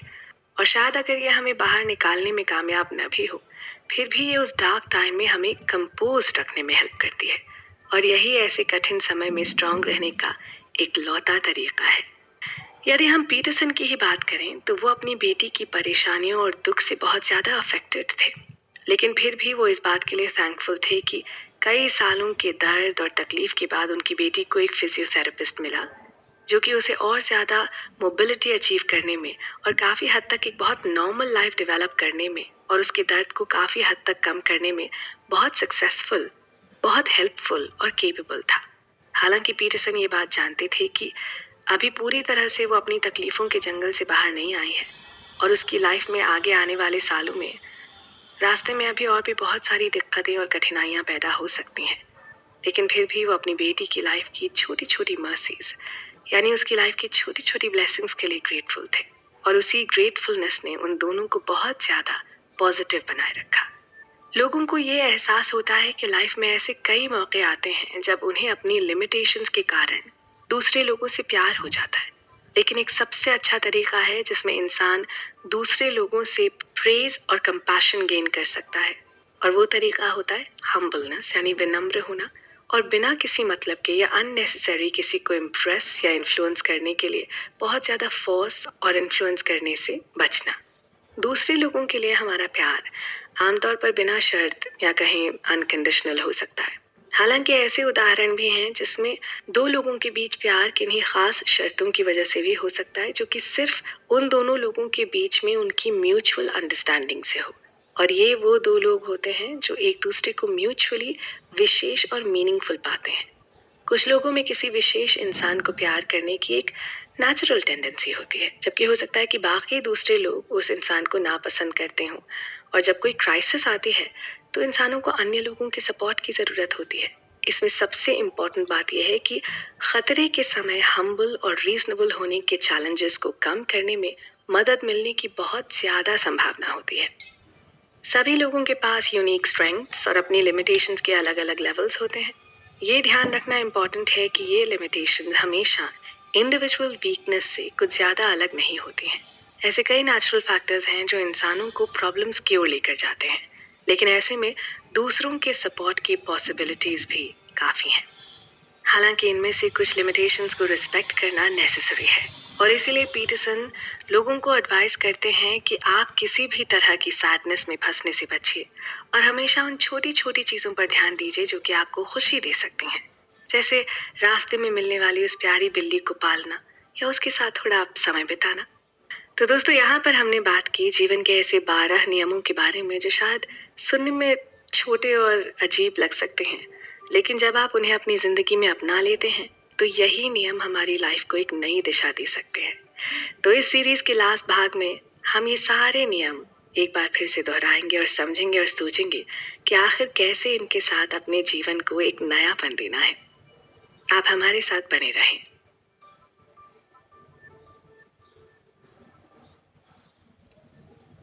कंक्लूजन। हेलो दोस्तों, मैं हूँ आपके साथ पल्लवी भारती, और अब हम पहुंच गए हैं इस ऑडियो बुक समरी के आखिरी भाग में। देखिए, जीवन कंफ्यूज करने वाला हो सकता है और धरती पर हमारा मोस्ट ऑफ द टाइम ये पता लगाने में बर्बाद हो जाता है कि हमें क्या करना चाहिए। और हम सही डिसीजंस कैसे ले सकते हैं। हालांकि जॉर्डन पीटरसन को उम्मीद है कि हम अपने पास्ट के सवालों और गलतियों से सीख सकते हैं और 12 सरल नियमों के माध्यम से अपने जीवन को जी सकते हैं। ऐसे नियम जो हमारी लाइफ से ये शायद हटा सकते हैं और हमें एक खुश और बेहतर जिंदगी दे सकते हैं। इस पूरी सीरीज में हमने इन 12 नियमों के बारे में जाना, तो आइए एक बार फिर से हम उन्हें दोहराते हैं और उन सभी 12 रूल्स को थोड़ा और सोचते हैं कि उन्हें लाइफ में कहाँ कहाँ और किस तरह से अप्लाई करना है। आखिर एक खुश और ऑर्गेनाइज लाइफ किसे नहीं चाहिए, है ना? सबसे पहले बात करते हैं पहले रूल की, जो बात करता है आपके पोस्चर के बारे में और हमसे कहता है कि हमें अपने पोस्चर पर ध्यान देना चाहिए। झुका हुआ और थका हुआ पोस्चर छोड़ देना चाहिए। आपके मन में जो है उसे खुलकर कहना चाहिए। हमें हमेशा अपनी इच्छाओं को ऐसे प्रकट करना चाहिए जैसे कि वो हमारा राइट हो, एटलीस्ट दूसरों के सामने। हमेशा तन कर चलें और अपने आसपास की चीजों को ऑब्जर्व करते रहें। आपकी नजर सीधे एम पर होनी चाहिए। अपने आप को फियरलेस बनाने के लिए हर डेयर करते रहें और हमेशा अपने आप को एक कॉन्फिडेंस के साथ प्रेजेंट करें, जैसे कि आप दुनिया की हर मुसीबत और परेशानी को झेलने के लिए और उसका सामना करने के लिए तैयार हैं। दूसरा रूल हमसे कहता है कि हम अपने पालतू जानवरों का बहुत ख्याल रखते हैं और जब वो बीमार हों तो हम उनकी देखभाल में कोई कमी नहीं रखते। लेकिन जब बात हमारी खुद की आती है तो हम अपने आप को इग्नोर कर देते हैं, लेकिन ये गलत है। हमारे लिए सबसे ज़रूरी है कि हम खुद को भी प्रायोरिटी दें और अपना खुद का ख्याल रखें। और अगर हम वाकई में ऐसा करना चाहते हैं तो उसके लिए ज़रूरी है कि हम खुद की रिस्पेक्ट करें। अगर हम दुनिया में अपनी एक जगह बनाना चाहते हैं तो ज़रूरी है कि हम अपना भी वैसे ही ख्याल रखें जैसे कि हम दूसरों का रखते हैं। After all, charity begins at home. तीसरे रूल में हम बात करते हैं कि हमें अपनी संगति कैसी रखनी चाहिए। हमें ये याद रखना होगा कि हम वैसे ही बन जाते हैं जैसे लोगों से हम घिरे रहते हैं। अगर हमारी कंपनी गलत है या ख़राब है तो हम भी एक ख़राब व्यक्तित्व के इंसान बन जाएंगे। हमें लाइफ में ऐसे लोगों को चुनना चाहिए जो कि हमारी तरक्की में हमारा साथ दें और हमें आगे बढ़ता देखकर खुश हों, ना कि ऐसे लोग हों जो कि खुद आगे बढ़ें और हमें पीछे खींचने के मौके ढूंढते रहें, क्योंकि ऐसे लोग कभी भी आपके शुभचिंतक नहीं हो सकते। चौथा रूल हमें बताता है कि इस दुनिया में हर टाइम कहीं ना कोई ऐसा होगा जो हमसे शायद किसी ना किसी चीज़ में बेटर होगा, चाहे वो लुक्स हो, करियर हो, पैसा हो या रिलेशनशिप्स हो।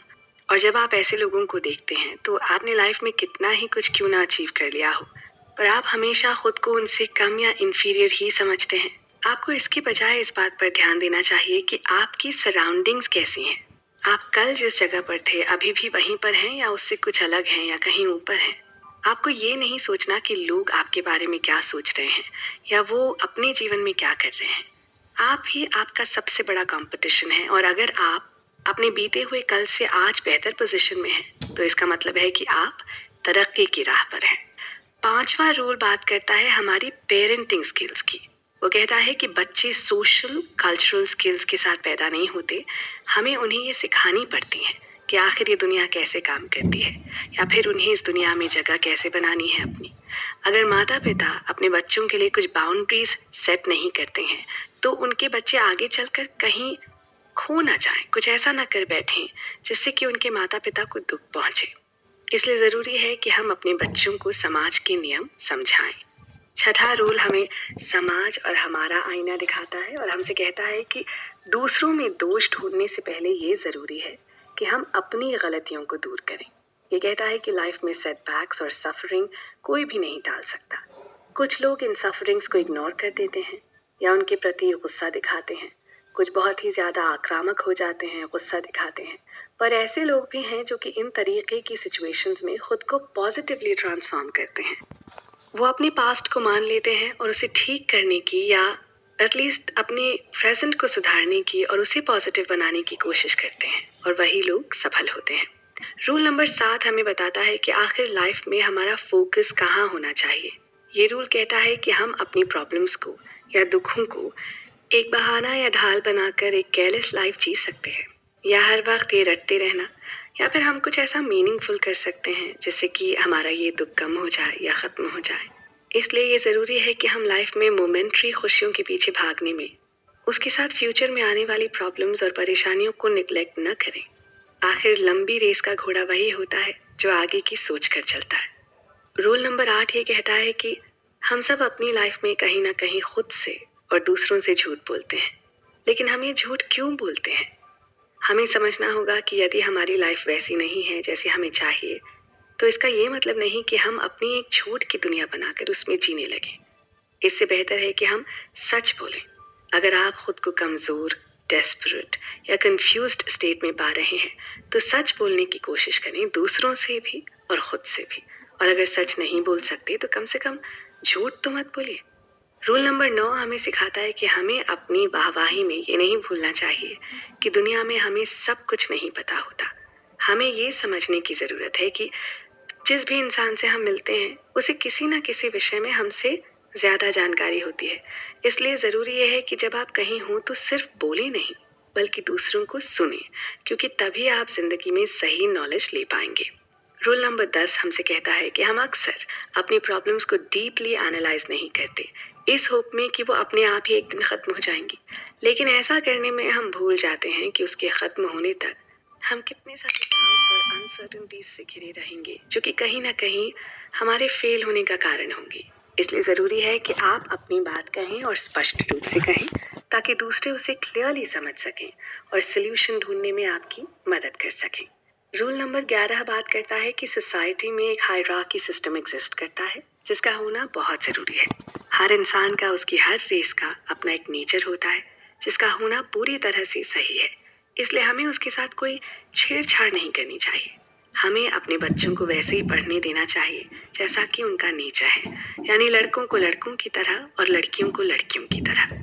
और आखिरी यानी 12वां रूल कहता है कि लाइफ में बहुत सारी दिक्कतें आएंगी, क्योंकि ये प्रॉब्लम से भरी हुई है, लेकिन हमें इनसे घबराना नहीं है। हमारे लिए जरूरी है कि हम उन छोटी छोटी खुशियों को इग्नोर ना करें, चाहे कितनी भी कठिन परिस्थिति हो। हम उन छोटी छोटी खुशियों को ढूंढें और उनके लिए ग्रेटफुल रहें। और अगर हम इन सभी 12 नियमों को अपनी लाइफ में धीरे धीरे अपना लेते हैं, तो हम देखेंगे कि हम बहुत सारी अननेसेसरी टेंशन्स और प्रॉब्लम्स से खुद को दूर रख पाएंगे। तो ये थी जॉर्डन पीटरसन की किताब 12 रूल्स ऑफ लाइफ की ऑडियो बुक समरी। मैं हूँ पल्लवी भारती और मुझे पूरी उम्मीद है कि इस ऑडियो बुक समरी से आपको बहुत हेल्प मिलेगी। अगली बार मिलते हैं किसी और ऑडियो बुक समरी के साथ। तब तक आप सुनते रहें कुकू।